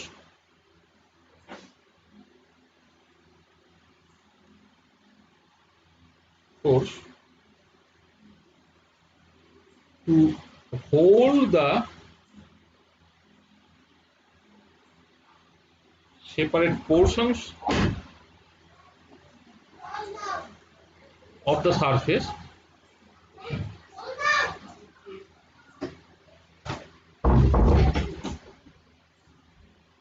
together. ঠিক আছে, এটা তাহলে দেখো তোমার বেসিক্যালি ওই যে বললাম না, একটা লিকুইড সারফেস একটা স্ট্রেচ মেমব্রেন একটা চাদরের মতো। এবার তুমি চাদরটা এই সারফেস বাদ কাটছো, ধরো তাহলে কাটলে তো দুটো চাদর ফাঁক হয়ে যাচ্ছে, দুটো পার্ট হয়ে যাচ্ছে। তাহলে এই দুটো পার্টকে যদি তোমাকে ধরে রাখতে হয়, তা তোমাকে কি করতে হবে, একটা মানে একটা ফোর্স দিতে হবে। ঠিক আছে, তাহলে এই যে ফোর্সটা পার ইউনিট লেন্থ তাকেই বলা হবে তোমার surface tension. This force per unit length is called the surface tension. তো এটাকে আমি এক্সপ্রেস করবো গামা দিয়ে। গামাটাকে তুমি ফোর্স পার ইউনিট লেন্থ এইরকম ভাবে তুমি এক্সপ্রেস করতে পারো। হ্যাঁ, তাহলে এইরকম ভাবে তুমি এক্সপ্রেস করো, তাহলে তার সিজিএস ইউনিট যেটা গামা, সেটা হয়ে যাবে dyne per centimetre. SI unit of gamma সেটা হয়ে যাচ্ছে তোমার newton per metre. Dyne per centimetre হচ্ছে তোমার সিজিএস ইউনিট, আর এসআই ইউনিটটা হচ্ছে নিউটন পার মিটার। তাহলে কি হচ্ছে না, জাস্ট লিকুইড সারফেস হচ্ছে একটা টান চাদরের মতো। তুমি যদি এই চাদরটা জাস্ট একটু কাটার চেষ্টা করো, তাহলে তোমার দুটো পার্ট তো আলাদা হয়ে যেতে চাইবে। তাহলে তাদেরকে তুমি আবার ধরে রাখতে চাও, তোমাকে কি করতে হবে, একটা ফোর্স দিতে হবে। সেই কতখানি তুমি কাটলে, ধরো এল লেন্থ কেটেছো, এবারে সেইটাকে আবার ধরে রাখার জন্য তোমাকে এফ ফোর্স দিতে হয়। Force per unit length F by L, সেটাই হচ্ছে সারফেস টেনশন। তার সিজিএস ইউনিট হচ্ছে ডাইন পার সেন্টিমিটার, আর এসআই ইউনিট হচ্ছে তোমার নিউটন পার মিটার। আর এবারে এইটাকেই লোকে আলাদা রকম করে ভাবে, যেটা হচ্ছে, স্যার হ্যাঁ বলো বলো। স্যার এই ধরে রাখার যে ফোর্স ওটা কি লিকুইড ইটসেলফ দেবে? লিকুইড ইটসেলফ দেয়, মানে লিকুইডের মধ্যে একটা কোয়েসিভ ফোর্স থাকে, সেই কোয়েসিভ ফোর্সের জন্যই হচ্ছে তোমার লিকুইডগুলো একে অপরের সঙ্গে যা জুড়ে থাকে। এবার তুমি জোর করে যদি কাটার চেষ্টা করো, তার মানে কি তুমি ওই ওই তাদের মধ্যে যে কোয়েসিভ ফোর্সটা তুমি নষ্ট করে দিলে, নষ্ট করে দিলে তুমি একটা ডিস্টেবিলাইজেশন দিলে আর কি। তাহলে এবারে যদি তুমি মনে হয় যে না, তুমি মানে বেসিক্যালি কি হচ্ছে, দুটো লিকুইড দুটো পোর্শন আলাদা করে ফেলছো, তাহলে কোয়েসিভ ফোর্স একটা ফেভারেবল অ্যাট্রাকশন সেটা তোমার ছিল, ঠিক আছে। এবারে সেইখানে যখন তুমি একটা পেনিট্রেশন তৈরি করে দাও, তার মানে কি ওই যে জায়গায় পেনিট্রেশন তৈরি করলে তার যে দুটো পার্ট, দুটো পার্টের মধ্যে যে মলিকুলস গুলো আছে তাদের মধ্যে আর অ্যাট্রাকশনটা রইলো না, বা কোয়েসিভ ফোর্সটা রইলো না। তাহলে রইলো না, কিন্তু তুমি যদি তুমি মনে করো যে না আমি এই লিকুইডটাকে যা সেপারেট হতে দেবো না, তাকে আমি ধর করে রাখবো, তাহলে তোমাকে অ্যাপ্লাই করতে হবে ফোর্সটা, ঠিক আছে, এই ফোর্স ফর ইংরেজিটা আর কি। বোঝা গেল? হ্যাঁ স্যার। ঠিক আছে, এইটা বোঝা যাচ্ছে। আচ্ছা, আর এবারে এই যে তুমি সারফেস টেনশনটা বললে, তাহলে প্রথম যে জিনিসটা মানে কথা সেটা হচ্ছে যে অনেক সময় না এই যে ফোর্স পার ইউনিট লেন্থ এই রকম করে না সারফেস টেনশনটা বুঝতে তোমার অনেক ক্ষেত্রে অসুবিধা হয়। অসুবিধে হয় বলে তাহলে তুমি জাস্ট এক কাজ করো, তুমি একটু মলিকুলার ইন্টারপ্রিটেশনে চলে যাও। মলিকুলার ইন্টারপ্রিটেশনে গেলে তোমাদের এই ব্যাপারটা বুঝতে সুবিধা হবে। মানে এইটা যেরকম করে আমি সারফেস টেন্সরকে ডিফাইন করেছি সেটা বুঝতে একটু অসুবিধা হয়, কিন্তু হয় না যদি আমি মলিকুলার ইন্টারপ্রিটেশনে চলে যাই তাহলে না জিনিসটা দেখবে বুঝতে তোমার কত সুবিধা হচ্ছে। আমি বললি সেটা পরিষ্কার বুঝতে পারবে তুমি। যে মলিকুলার পয়েন্ট অফ ভিউ থেকে বোঝার চেষ্টা করো যে সারফেস টেন্সর কোথায় কিভাবে অ্যাকচুয়ালি অ্যারাইজটা করছে। আচ্ছা, সারফেসটা অ্যারাইজ করছে ব্যাপারটা এরকম ভাবো যে ধরো তুমি একটা লিকুইড কনসিডার করেছো, যার একটা সারফেস আছে, ঠিক আছে। তাহলে এবার এইখানে যে লিকুইড, এটা লিকুইড,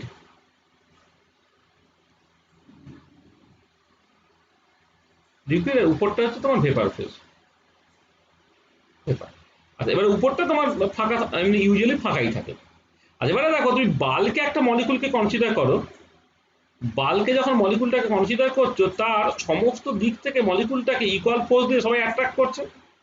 বাল্কে একটা মলিকুল যখন কনসিডার করছো, সেই মলিকুলটা অন্যান্য মলিকুলের সঙ্গে তার একটা ফোর্স অফ অ্যাট্রাকশন আছে, যেটা আমি কোহেসিভ ফোর্স বলছি।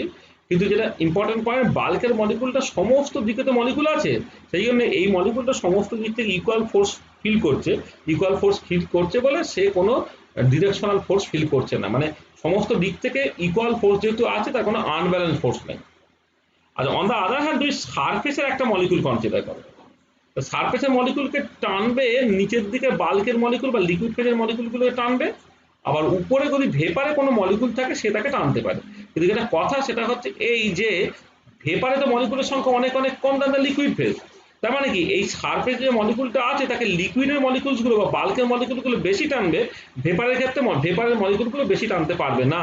বা এইখানে যে মলিকুলটা আছে সে এই দিকে বেশি ফোর্স দিয়ে অ্যাট্রাক্টেড হবে, হ্যাঁ, এইদিকে তোমার বেসিক্যালি কম ফোর্স দিয়ে অ্যাট্রাক্ট করা হবে, কারণ ভেপার ফেজে মলিকুলের সংখ্যা হচ্ছে তোমার অ্যাকচুয়ালি কম। তার মানে কি দাঁড়াচ্ছে, এই যে সারফেসটা দেখো তার একটা নেট ডাউনওয়ার্ড ফোর্সে ফিল করছে, মানে এই সারফেসের মলিকুলগুলো উপরে ভেপার ফেজের মলিকুলগুলো তাকে কম ফোর্স দিয়ে অ্যাট্রাক্ট করছে, লিকুইড ফেজের মলিকুলগুলো তাকে বেশি ফোর্স দিয়ে অ্যাট্রাক্ট করছে বলে এই সারফেসের যে মলিকুলগুলো সে একটা নেট ডাউনওয়ার্ড ফোর্স ফিল করছে, তাই তো। তাহলে যেটা ইম্পর্টেন্ট পয়েন্ট যে যে molecules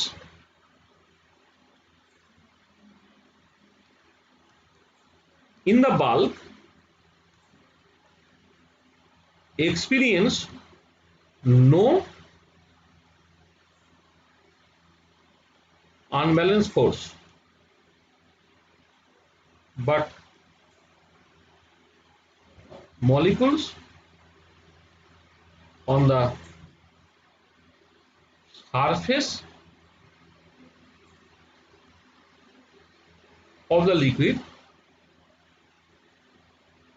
experience a net downward force.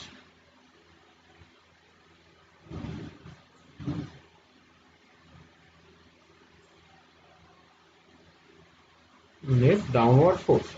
বোঝা গেল কেন নেট ডাউনওয়ার্ড ফোর্সটা ফিল করছে, ঠিক আছে।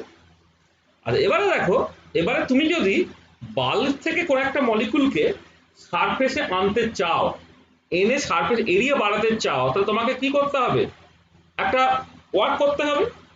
মানে তোমার একটা নেট ডাউনওয়ার্ড ফোর্স আছে, নেট ডাউনওয়ার্ড ফোর্সটা হচ্ছে তোমার উপর থেকে নিচের দিকে কাজ করছে। এবারে সারফেস এরিয়া বাড়ানো মানে কি, বাল্ব থেকে একটা মলিকুলকে তোমাকে সারফেসের মধ্যে নিয়ে আসতে হবে, মানে তোমাকে একটা ওয়ার্ক করতে হবে। তাহলে যেটা কথা হচ্ছে যে if we want to bring a molecule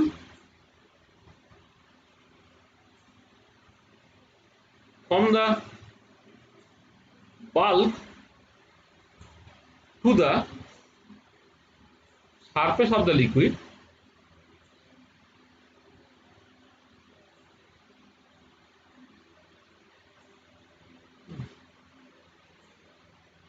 or to surface of the liquid, if we want to bring a molecule from the bulk to the surface of the liquid, then a work has to be done on the system. তখন আমাকে কিছু work করতে হবে। if we want to bring a molecule from the bulk to the surface of the liquid, then a work has to be done on the system. তোমাকে work করতে হবে, কারণ net downward force আছে, তুমি bulb থেকে একটা মলিকুলকে সারফেসে আনছো, মানে হচ্ছে তোমাকে ওয়ার্ক করতে হচ্ছে। এই জন্য বলছি work done on the system, ঠিক আছে এইটা। আর এবারে এনে কি লাভ হবে, এনে তুমি বেসিক্যালি কি করছো, সারফেস এরিয়া বাড়াতে চাইছো। তাহলে আমি এইটাকে এইরকম ভাবে লিখি, মানে if you want to increase the surface area by bringing a molecule না করে ব্রিঙ্গিং মলিকুলস লিখি, by bringing molecules from the bulk to the surface of the liquid, then a work has to be done on the system, তাই তো।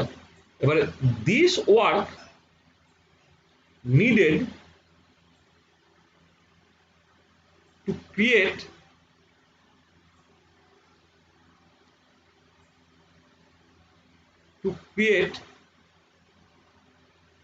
unit surface area is called the surface energy. তো দেখো আমি surface energy বলে একটা জিনিস define করলাম, সেটা কি, সেটা হচ্ছে যে আমি দেখতে পাচ্ছি যে বাল্কের মলিকুলগুলোর মধ্যে কোনো নেট ফোর্স নেই, কিন্তু সারফেসের মলিকুলগুলোর মধ্যে একটা নেট ডাউনওয়ার্ড ফোর্স আছে। বাল্ব থেকে মলিকুলগুলোকে সারফেসে এনে যদি আমি যদি সারফেস এরিয়াটাকে বাড়াতে চাই, তাহলে আমাকে একটা ওয়ার্ক করতে হচ্ছে। এবার ইউনিট সারফেস এরিয়া বাড়ানোর জন্য যে ওয়ার্ককে করতে হলো তাকে বলা হচ্ছে সারফেস এনার্জি। তাহলে সারফেস এনার্জিটা কি হচ্ছে, তাহলে এনার্জি সেটা বেসিক্যালি তোমার এই ওয়ার্ক ডিভাইডেড বাই এরিয়া। আচ্ছা, ওয়ার্কটাকে তুমি লিখতে পারো কি, ফোর্স মাল্টিপ্লাইড বাই ডিস্টেন্স, আর এইটাকে তুমি ডিস্টেন্সের স্কোয়ার বলতে পারো। তার মানে কি হচ্ছে, ফোর্স পার লেন্থ হয়ে গেল, এইটা দেখো তোমার গামা হয়ে গেল। খেয়াল রাখবে যে both numerically and dimensionally surface energy আর সারফেস টেনশনের মধ্যে কোনো তফাৎ নেই। Surface energy equivalent to surface tension. Surface energy এবং সারফেস টেনশনের মধ্যে কিন্তু বোথ নিউমেরিক্যালি এবং তোমার কি বলবো মানে ডাইমেনশনালি কোনো তফাৎ কিন্তু নেই। আর তুমি যদি ডাইমেনশন ভাবো, dimension of both surface energy and surface tension are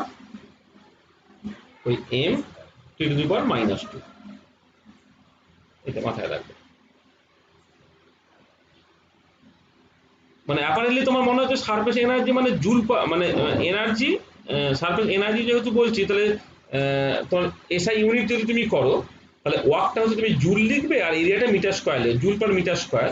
joule তো হচ্ছে newton into metre, newton into metre by metre square করলে তোমার বেসিক্যালি নিউটন পার মিটার হয়ে যাচ্ছে এবং সেটা সারফেস টেনশনের সঙ্গে সমান হয়ে যাচ্ছে। তাহলে এটা হলো যে দেখো সারফেস টেনশন এই পার্টটা বুঝতে হয়তো অনেক সময় অসুবিধা হতে পারে, কিন্তু মলিকুলার ইন্টারপ্রিটেশনে যাওয়ার পরে তুমি যখন সারফেস এনার্জি নিয়ে কথাবার্তা বলছো তখন দেখো তোমার ব্যাপারটা খুব ইজি হয়ে যাচ্ছে। তোমার সারফেস এনার্জি মানেই সারফেস টেনশন, সেটা হচ্ছে যে তোমার এক হচ্ছে ফোর্স পার ইউনিট লেন্থ সেইভাবেও তুমি ক্যালকুলেট করতে পারো, অথবা ওয়ার্ক পার ইউনিট এরিয়া সেইভাবে তুমি ক্যালকুলেট করতে পারো, কিন্তু দুটোর মধ্যে বেসিক্যালি কোনো তফাৎ নেই। কিন্তু আমি পার্টিকুলারলি ব্যক্তিগতভাবে যেটা দেখেছি সেটা হচ্ছে যে সারফেস টেনশন দিয়ে সবকিছু বোঝার বদলে যদি সারফেস এনার্জি দিয়ে আমি বোঝার চেষ্টা করি তাহলে দেখবে ইন্টারপ্রিটেশনটা কিন্তু অনেক সহজ হয় এবং চোখের সামনে লজিকটা পরিষ্কারভাবে ভাসে। এই হচ্ছে কথা। তো বোঝা গেল সারফেস টেনশন আমি বলতে আমি কি বুঝলাম, সারফেস এনার্জি আমি বলতে কি বুঝলাম, তাদের সিরিয়াস ইউনিট এসআই ইউনিট আমি বুঝে যাচ্ছি এবং তাদের তুমি ডাইমেনশনটাও তুমি বুঝে যাচ্ছ আর কি। ঠিক আছে, এটা মানে যে সারফেস এনার্জি তার যদি কেউ এসআই ইউনিট কেউ যদি বের করতে চায় তাহলে সে কিন্তু এই জুল পার মিটার স্কয়ার এরকম ভাবে লিখবে এটা। কিন্তু খেয়াল রাখছো তুমি, মানে তুমি অলরেডি বুঝতে পারছো যে জুলটা যেহেতু নিউটন ইন্টু মিটার, হ্যাঁ তাকে যদি মিটার স্কয়ার করে দেয় নিউটন পার মিটার অটোমেটিক্যালি হয়ে যাবে, মানে এইটা equivalent to newton per metre automatically তোমার চলে আসবে আর কি। দেখো যা বলেছি ব্যাপারটা পরিষ্কার হয়েছে তো? হ্যাঁ স্যার।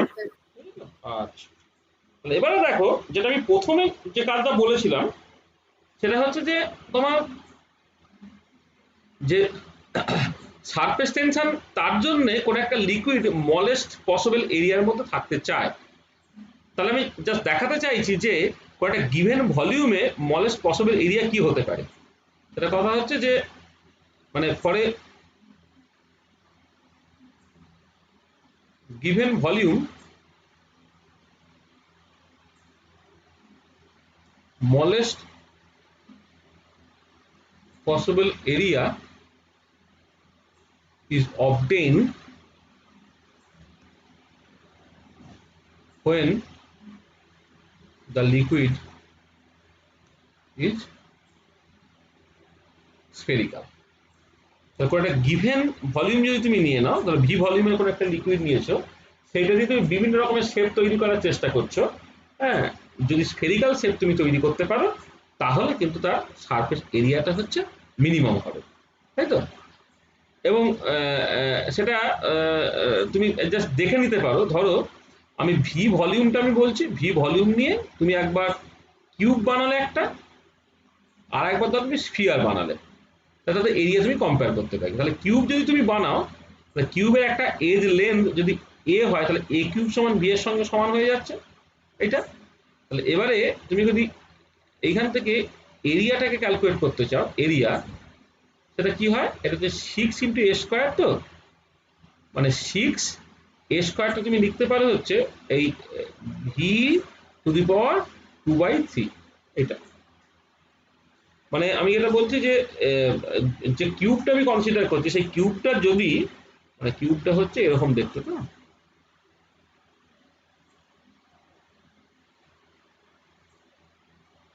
এই তোমার কিউবটা, তাহলে একটা এজ লেন্থ যদি এ হয় টোটাল ভলিউমটা কত হবে, এ কিউব ইকুয়াল টু ভি, সেখান থেকে এটা তুমি বের করে দিতে হবে ভি টু দি পাওয়ার 1/3।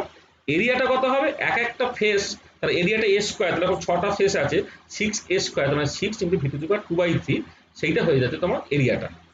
আর এবারে তুমি যদি স্ফেরিক্যাল কনসিডার করো,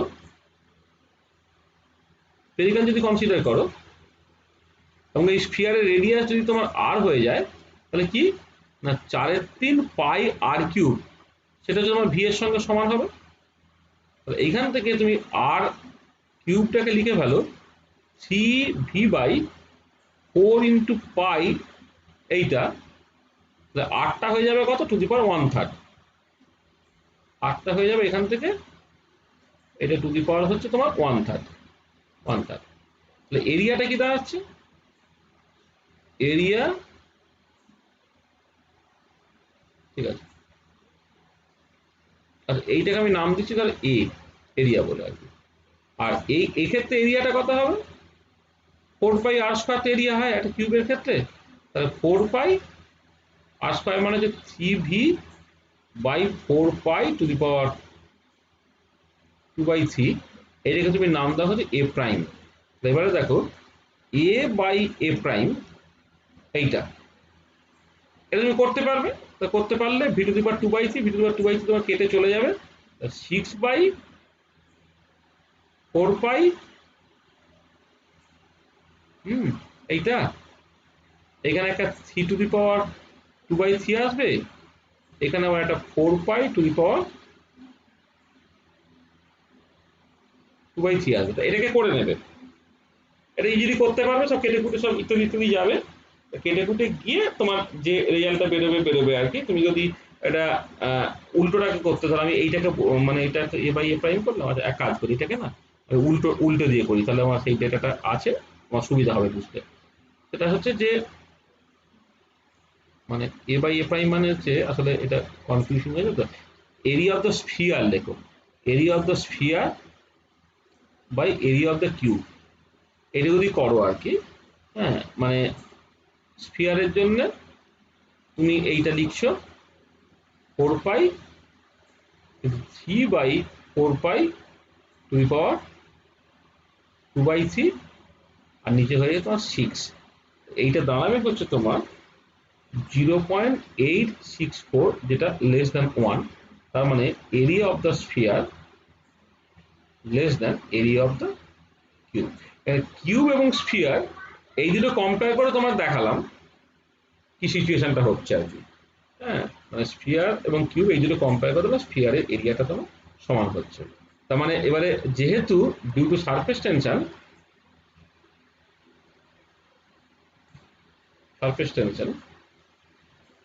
a liquid want to acquire the smallest possible area, hence liquid drops will try to be spherical. Liquid drop spherical কেন, রক্তের ফোঁটা স্ফেরিক্যাল কেন, জলের ফোঁটা স্ফেরিক্যাল কেন, এর লজিক হচ্ছে বেসিক্যালি তোমার এইটা। ঠিক আছে, বোঝা গেল? ঠিক আছে তো, পরিষ্কার? হ্যাঁ স্যার। আচ্ছা আচ্ছা, এবারে আরেক রকমের একটা প্রবলেম পড়ে পরীক্ষায়, খুব মানে এই রিলেটেড আর কি। সেটা হচ্ছে যে ধরো তোমার একটা বড় ড্রপস আছে, একটা বড় ড্রপ আছে, এবার এটা ভেঙে গেল, ভেঙে গিয়ে এই ছোট ছোট ছোট ছোট ছোট ছোট হিউজ ডবলেস তৈরি করছে। তাহলে একটা বড় ড্রপ থেকে হিউজ ডবলেস তৈরি করছে, অথবা উল্টোটাও হতে পারে, মানে বা রিভার্সটাও হতে পারে, মানে অনেকগুলো ড্রপলেট জুড়ে গিয়ে হচ্ছে ধরো তোমার একটা বড় ড্রপ তৈরি করছে। তাহলে এই যে প্রসেসটা হচ্ছে, এবার এটার জন্য তোমার জাস্ট এই প্রথম কথা হচ্ছে যে স্মলেস্ট পসিবল এরিয়ায় থাকতে যদি চাই, সেটা হচ্ছে স্টেবিলিটি। আর যখনই তোমার ভেঙে গিয়ে তুমি দেখবে ছোট ছোট ড্রপলেট তৈরি হয়ে গেলে, তুমি দেখবে ওভারঅল কিন্তু এরিয়াটা বেড়ে যাবে। ওভারঅল এরিয়াটা যখনই বেড়ে যাবে, তুমি মানে এই ওভারঅল এরিয়া বেড়ে গেলে তুমি দেখতে পাবে তোমাকে তার জন্য কিন্তু বেশ কিছুটা ওয়ার্ক তোমায় করতে হচ্ছে, কতখানি এনার্জি তোমাকে অ্যাকচুয়ালি দিতে হচ্ছে, কতখানি ওয়ার্কটা করতে হচ্ছে, সেটা কি হবে না তুমি দেখতে হবে কতখানি এরিয়া অ্যাকচুয়ালি বাড়লো, তাকে তুমি সারফেস টেনশন দিয়ে গুণ করে দেবে। ধরে নাও ফর দ্য টাইম বিং, ধরো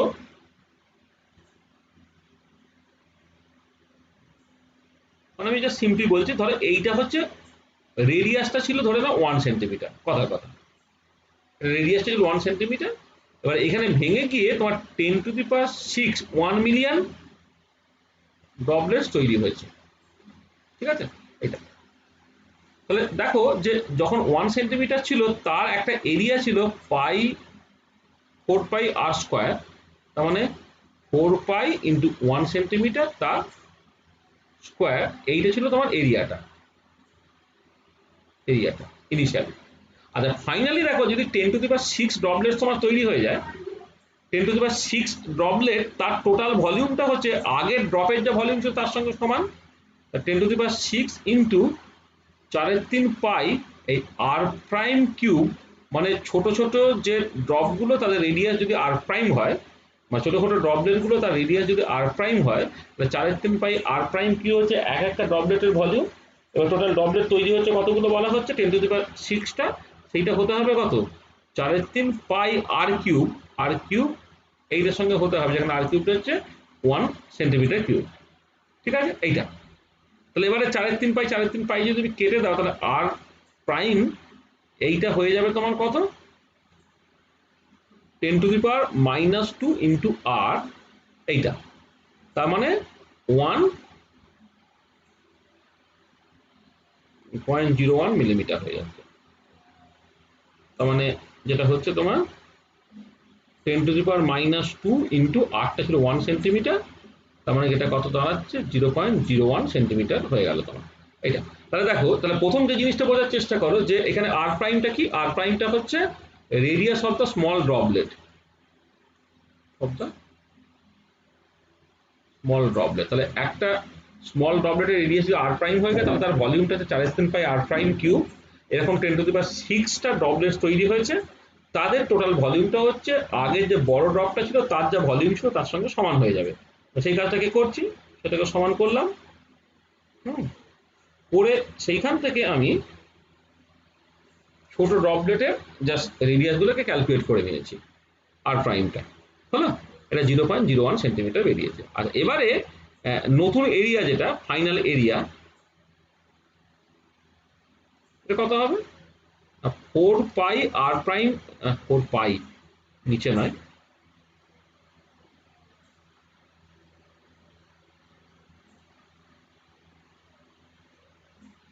4 পাই আর প্রাইম স্কোয়ার, আর এরকম আছে 10⁻6টা এটা, তাহলে 4 পাই আর প্রাইম স্কোয়ার মানে 0.01 সেন্টিমিটার, তার স্কোয়ার হয়ে গেল ইন্টু 10⁻6 হয়ে গেল। তাহলে আগে এরিয়া ছিল এটা, পরে এরিয়া হলো হচ্ছে এইটা, তাহলে ইনক্রিজ ইন এরিয়া ডেল্টা এ বলি, এটা হয়ে যাচ্ছে 4 পাই 0.01 সেন্টিমিটার তার square into 10⁻6 minus 4 pi into 1 centimetre তার স্কোয়ার, যাকে কিছু একটা হবে। এইটা কিছু একটা ভ্যালু তোমার বেরোবে। তাহলে এবারে work done on the system, মানে যে ওয়ার্কটা আমার করতে হলো আর কি, এটা কত হবে সারফেস টেনশন ইন্টু ডেল্টা এ, করে যা উত্তর বেরোবে। ঠিক আছে, আমি এরকম ক্যালকুলেটারে করে উত্তরটাকে বের করে দিচ্ছি না, তোমরা বুঝতে পারছো নিশ্চয়ই কেমন করে হবে। ঠিক আছে, তাহলে দেখো, তাহলে ড্রপ ভেঙে গিয়ে ড্রপলেট তৈরি হচ্ছে, তার জন্য তোমাকে ওয়ার্ক করতে হচ্ছে, কারণ এরিয়াটা বেড়ে গেছে। সারফেস টেনশনের জন্য মানে স্টেবিলিটিটা কোথায়, স্টেবিলিটি হচ্ছে স্মলেস্ট পসিবল এরিয়ায় যদি থাকে তাহলে সে স্টেবিলিটি পায়। তাহলে এবারে এখানে যেটা হচ্ছে আমার এরিয়াটা বেড়ে গেছে, তাহলে স্মলেস্ট পসিবল এরিয়া হলো না, তার মানে সে ডিস্টেবিলিটি পেলো, তার মানে আমাকে অ্যাকচুয়ালি কিছু ওয়ার্ক করতে হলো অন দ্য সিস্টেম। আবার উল্টো দিকে যদি অনেকগুলো ড্রপলেটস তারা জুড়ে গিয়ে একটা ড্রপ তৈরি করে, যদি এরকম সিচুয়েশন হয়, তাহলে কিন্তু তোমার এরিয়াটা কমে যাবে। এরিয়া যদি কমে যায় তাহলে এই প্রসেসের জন্য কিন্তু এনার্জি রিলিজড হয়ে যাবে, অর্থাৎ work done by the system হবে। যেমন এক্সপানশনের জন্য work done by the system হয়, কম্প্রেশন সে এমনি হয়, আর কম্প্রেশন তোমাকে জোর করে ঘটাতে হয়। ঠিক একই রকম সিচুয়েশন যদি একটা ড্রপলেট জুড়ে গিয়ে ড্রপ তৈরি হয়, সেটা এমনি হবে, তখন work done by the system হবে।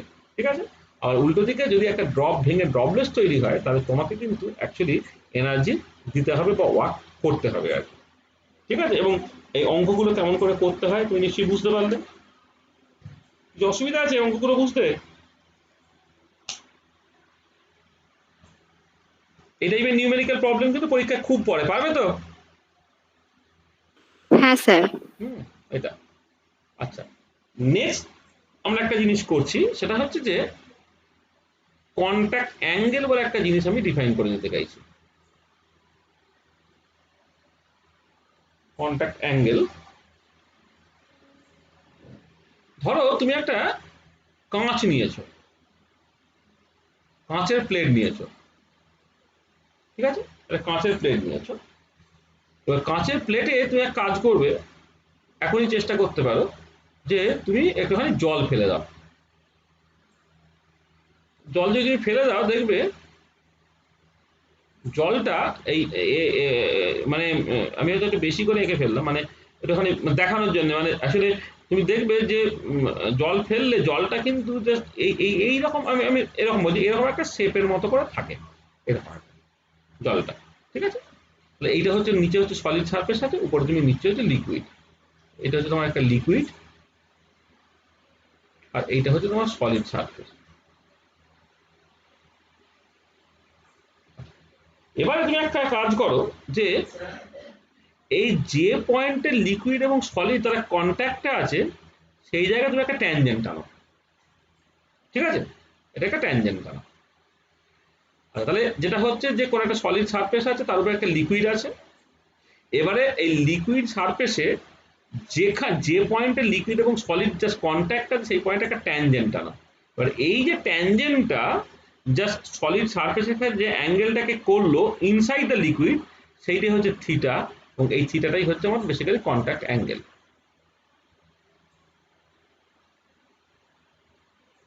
Contact angle.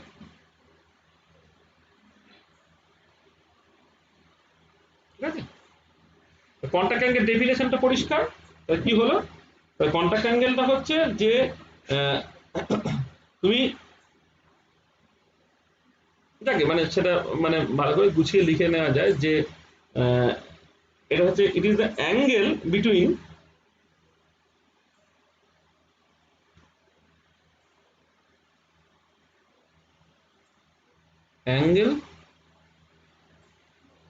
the tangent drawn on the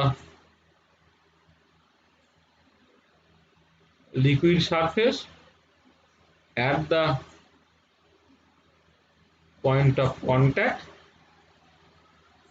with the solid surface inside the liquid,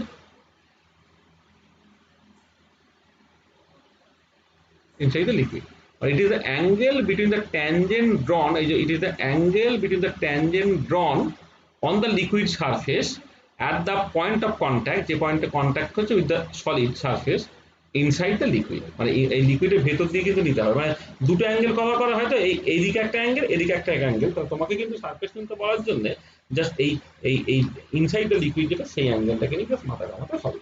এটা আচ্ছা, এবারে এই যে পুরো প্রসেসটা ঘটেছে, এই প্রসেসটা একটু ভালো করে খেয়াল করে দেখো যে এইখানে তোমার কি কি ফোর্স কাজ করছে। আচ্ছা, এই কি কি ফোর্স কাজ করছে যদি তুমি দেখো তাহলে, আচ্ছা আমি দেখো সারফেস টেনশন এইটা না, এটা একটা তোমার টার্ম, মানে মানে কি বলবো, একটা স্পেসিফিক টার্ম, যেটা বেসিক্যালি সারফেসটা যখন লিকুইডের সঙ্গে ভেপারের হয় তখন যে করসপন্ডিং টেনশনটা সেটা হচ্ছে সারফেস টেনশন। আর একই রকমের একটা টার্ম আছে যাকে বলে interfacial tension,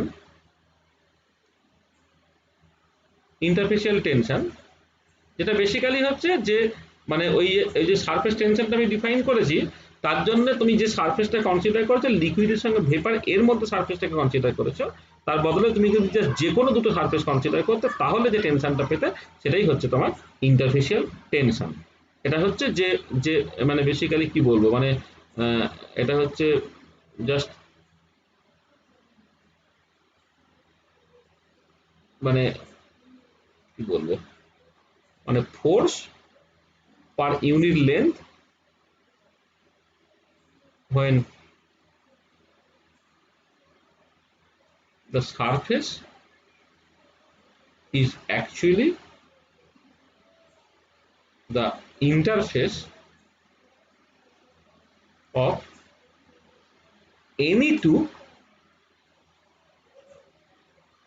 MISCIBL immiscible phases, যে কোনো দুটো ইমমিসিবল ফেজেস তাদের মধ্যে, মানে এমনি সারফেস টেনশন ডিফাইন করে ফোর্স পার ইউনিট লেন্থই করতাম, কিন্তু এক্ষেত্রে যে সারফেসটা আমি কনসিডার করবো সেই সারফেসটা হচ্ছে actually interface in between two immiscible phases. ঠিক আছে? আচ্ছা, তাহলে এবারে খেয়াল করে দেখো, তাহলে এই যে তুমি জিনিসটাকে কনসিডার করেছো, তাহলে তোমার এই ভেতরটা হচ্ছে লিকুইড, একটু বড় করে আঁকি, হ্যাঁ, নাহলে তোমার একটু বুঝতে অসুবিধা হবে, একটু বড় করে আঁকি।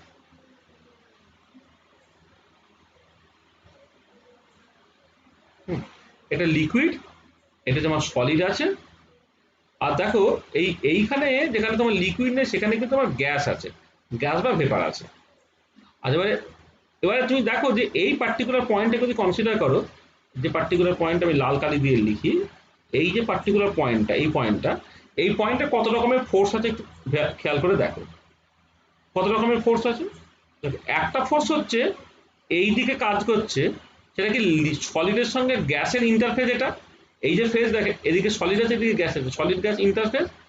এইখানে যে মানে সারফেস টেনশনটা কাজ করছে, সেটা হচ্ছে এই সলিড গ্যাস তাদের মধ্যে ইন্টারফেসিয়াল টেনশন, সেটা হচ্ছে এদিকে কাজ করছে, এইদিকে। ঠিক আছে। আচ্ছা, আবার এই পয়েন্টে যে ট্যানজেন্ট বরাবর যে সারফেস টেনশনে কাজ করছে, সেটা হচ্ছে গামা। এবারে দেখো এখানে এখানে কার সঙ্গে কার কন্ট্যাক্ট হয়েছে, তোমার বেসিক্যালি মানে মানে কোন দুটো ফেজ, লিকুইড এবং গ্যাস, এই লিকুইড এবং গ্যাস তাদের কন্ট্যাক্টে আছে বলে তাকে আমি জাস্ট গামা এল আর জি বলছি, যেটা অ্যাকচুয়ালি সারফেস টেনশন, মানে লিকুইড আর গ্যাস তাদের মধ্যে ইন্টারফেসিয়াল টেনশন, সেটাকে আমি সত্যি সত্যি সারফেস টেনশন বলি। এখানে আমি ইন্টারফেসিয়াল টেনশন হিসেবে জাস্ট দেখাচ্ছি। আর থার্ডলি হচ্ছে, ধরো একটা কিছু এইখানে বললাম, এই দিকে একটা ফোর্স কাজ করছে এইদিকে, যেটা কি না গামা সলিড লিকুইড। দেখো এই পয়েন্টে কিন্তু তোমার বেসিক্যালি তিনটে ফোর্স কাজ করছে, আর এই যে অ্যাঙ্গেলটা, সেই অ্যাঙ্গেলটা থিটাতে আমি অলরেডি বলেছি। তাহলে এবার ইকুইলিব্রিয়ামটা কি হচ্ছে দেখো, অ্যাট ইকুইলিব্রিয়াম কি হচ্ছে, যে এই পয়েন্টে কোনো আনব্যালেন্স ফোর্স থাকা চলবে না। এই পয়েন্টের এদিকে যে ফোর্সটা, সেটা হচ্ছে গামা এস জি, মানে যেটা বাঁদিকে কাজ করছে। ডান দিকে কি কি কাজ করছে, গামা এস এল কাজ করছে, প্লাস গামা এল জির একটা কস থিটা কম্পোনেন্ট কাজ করছে। এটা এই পয়েন্টের ডান দিকে হচ্ছে এর একটা কস থিটা কম্পোনেন্ট কাজ করছে, প্লাস গামা এস এলটা করছে। তাহলে অ্যাট ইকুইলিব্রিয়ামে এই সিচুয়েশনটা তোমার আসছে, সেখান থেকে কস থিটা তুমি বের করে নিতে পারছো, gamma S G minus gamma S L divided by হচ্ছে গামা এল জি। তাহলে এইটা হচ্ছে তোমার ইকুইলিব্রিয়ামে। হ্যাঁ, তাহলে কন্ট্যাক্ট অ্যাঙ্গেল যখন মানে যখন ইকুইলিব্রিয়ামটা অ্যাটেন্ড করছে, এবং সেইখান থেকে তোমার কন্ট্যাক্ট অ্যাঙ্গেলটা দেখো পেয়ে যাচ্ছ, কন্ট্যাক্ট অ্যাঙ্গেল থিটাটা, সেটা কস ইনভার্স এই gamma S G minus gamma S L divided by gamma L G. এটা তাহলে এই ইন্টারফেসিয়াল টেনশন গুলোর সঙ্গে হচ্ছে কন্ট্যাক্ট অ্যাঙ্গেল একটা সম্পর্ক আছে। আর এবারে খেয়াল করে দেখো যে যে কখন কোন একটা লিকুইড সলিড সারফেসে স্প্রেড করবে, সেটা যদি আমি দেখতে চাই, যে condition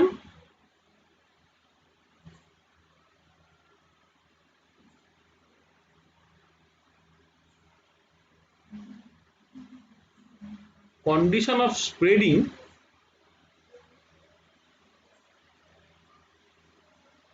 of a liquid on a solid surface, এটা যদি আমি দেখতে চাই,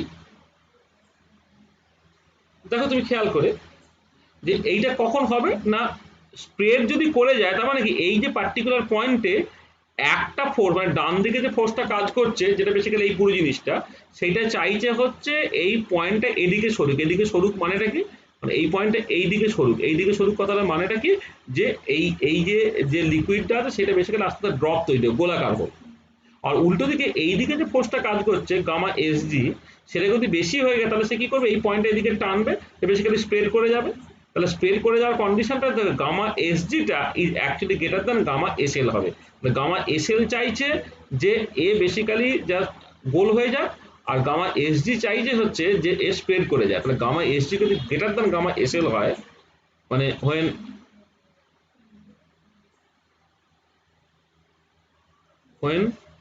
গামা এস জিটা greater than gamma S L, এইটা এই যে গামা এস জিটা greater than gamma S L, then there will be a spreading of the liquid on the solid surface. আজ এবার খেয়াল করে দেখো, যদি গামা এস জিটা greater than gamma S L হয়ে যায়, এস জিটা যদি গ্রেটার দ্যান এস এল হয়ে যায়, তাহলে স্প্রেড করে যাচ্ছে। হুম হুম এইটা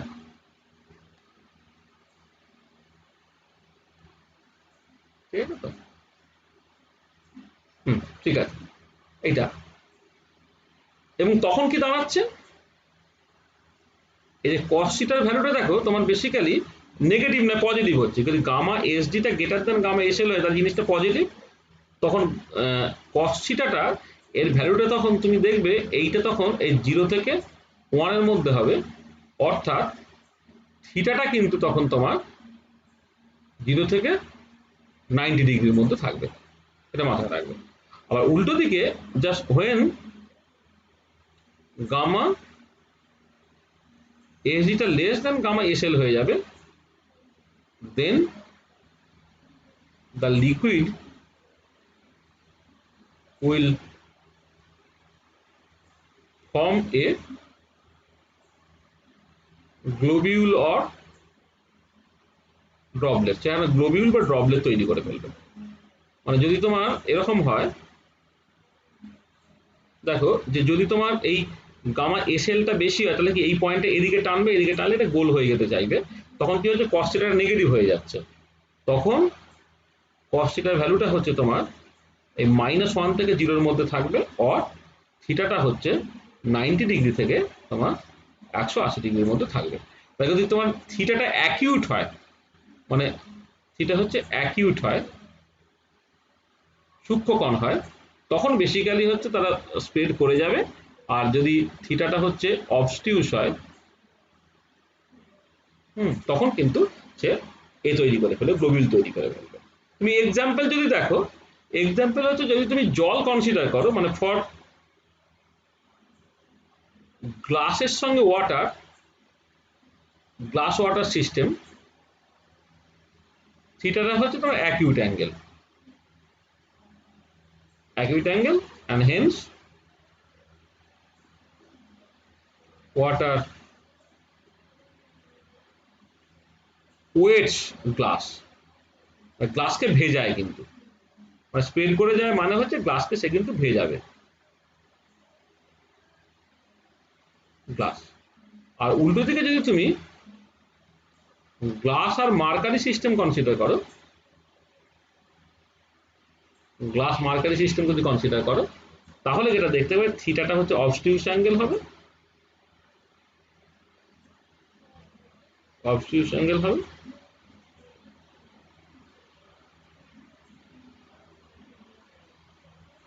অ্যাঙ্গেল হবে, এবং তখন হচ্ছে মার্কারি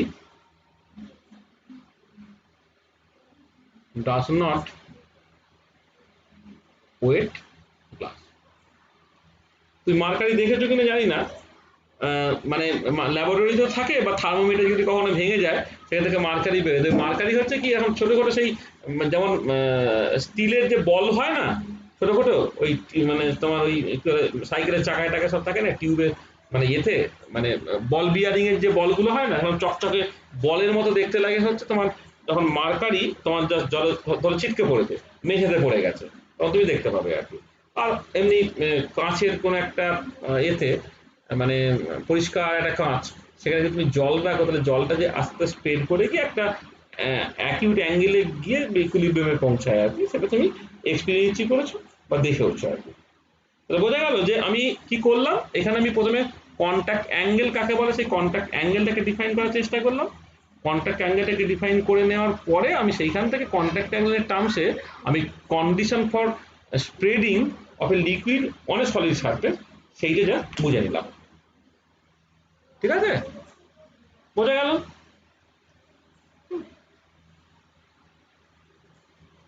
আচ্ছা দেখো এখন পর্যন্ত যেটা হলো সেটা কোনো অসুবিধা আছে কিনা বলো?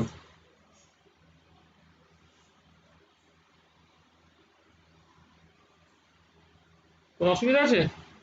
আচ্ছা একটা জিনিস বলি, এই যে ইকুয়েশনটা, এই ইকুয়েশনটাই বলো বা পরের ইকুয়েশনটাই বলো, এই ইকুয়েশনটা সুন্দর নাম আছে, বলে ইয়াং ইকুয়েশন বলে।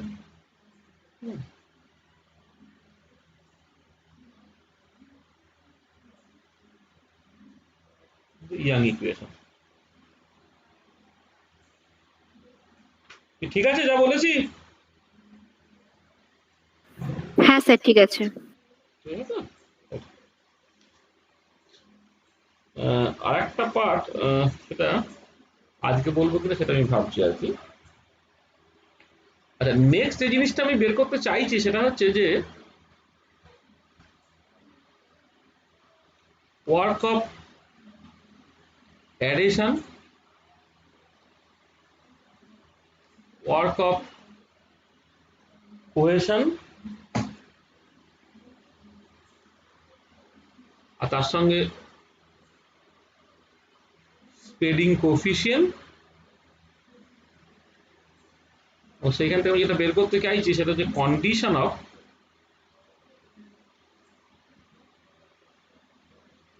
স্প্রেডিং অফ এ লিকুইড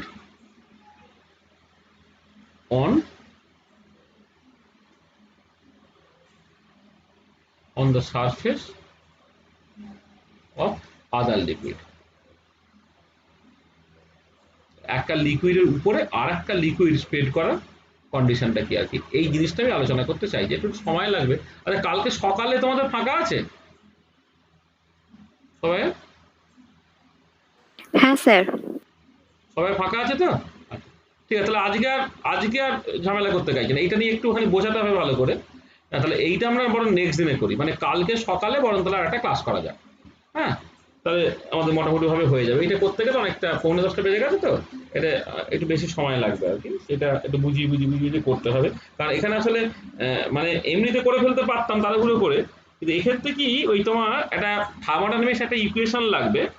সেই ইকুয়েশন তুমি জানো না, মানে ডিজি ইকুয়াল টু, মানে এরকম একটা ইকুয়েশন তোমাকে স্টার্ট করতে হবে, DG equal to minus S DT plus V DP plus gamma DA, এই টাইপের একটা equation, plus summation over I mu I D N I, এরকম একটা ইকুয়েশন। সেইখান থেকে স্টার্ট করলে এই কন্ডিশন অফ স্প্রেডিংটা, মানে একটা স্পন্টিনিয়াস প্রসেসের ক্ষেত্রে কেমন ডিজিটা নেগেটিভ হতে হয় আর কি, তো সেই রকম করে জিনিসটা বুঝতে আমার সুবিধা হবে আর কি। এবারে এই যে ইকুয়েশন আমরা কিচ্ছু জানি না এখন, ঠিক আছে, তার মানে হচ্ছে আমাদের এই ইকুয়েশন পর্যন্ত যাওয়া হয়নি আর কি। তাহলে এই ইকুয়েশনটাকে বুঝিয়ে সুঝিয়ে যদি জিনিসটাকে করতে হবে, সেই জন্য একটু বেশি সময় লাগবে। এই জন্য তাহলে এই পার্টটা আমরা আজকে আর করছি না। তাহলে আমরা মোটামুটি ভাবে আজকে যে পার্টটা এখন পর্যন্ত কভার করলাম, সেই পার্টটায় যদি কারো কোনো অসুবিধা থাকে তো বলে নাও। এই না হয় নেক্সট পার্টটা, যেটা আমি ওই কন্ডিশন ফর মানে spreading of a liquid on other liquid বা work of adhesion, work of cohesion, এই যে রিলেটেড পার্টগুলো, এই পার্টগুলো না হয় আমরা নেক্সট কাল সকালে না হয় আলোচনা করবো। তো দেখো যা বলেছি এখন পর্যন্ত, তাতে যদি কারো অসুবিধা থাকে তো বলে না একটু। হুম,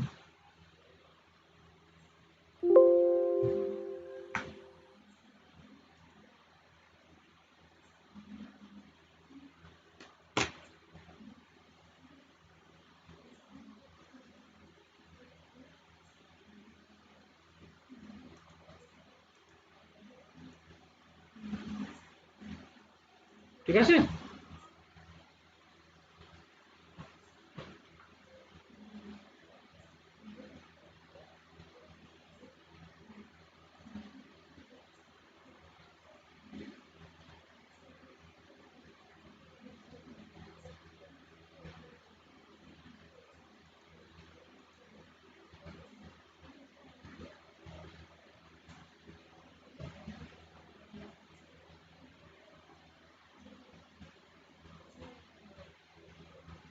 হুম, বলো। আমি কি বেরোলাম তো নাকি, মানে আমি শেয়ারিং থেকে বেরিয়ে এসেছি না বেরোইনি এখনো? এখন কি শেয়ার হয়ে আছে এখনো? না স্যার। না স্যার। ও আচ্ছা, ঠিক আছে। রেকর্ড করছিলাম, রেকর্ডটা বন্ধ করতে হবে।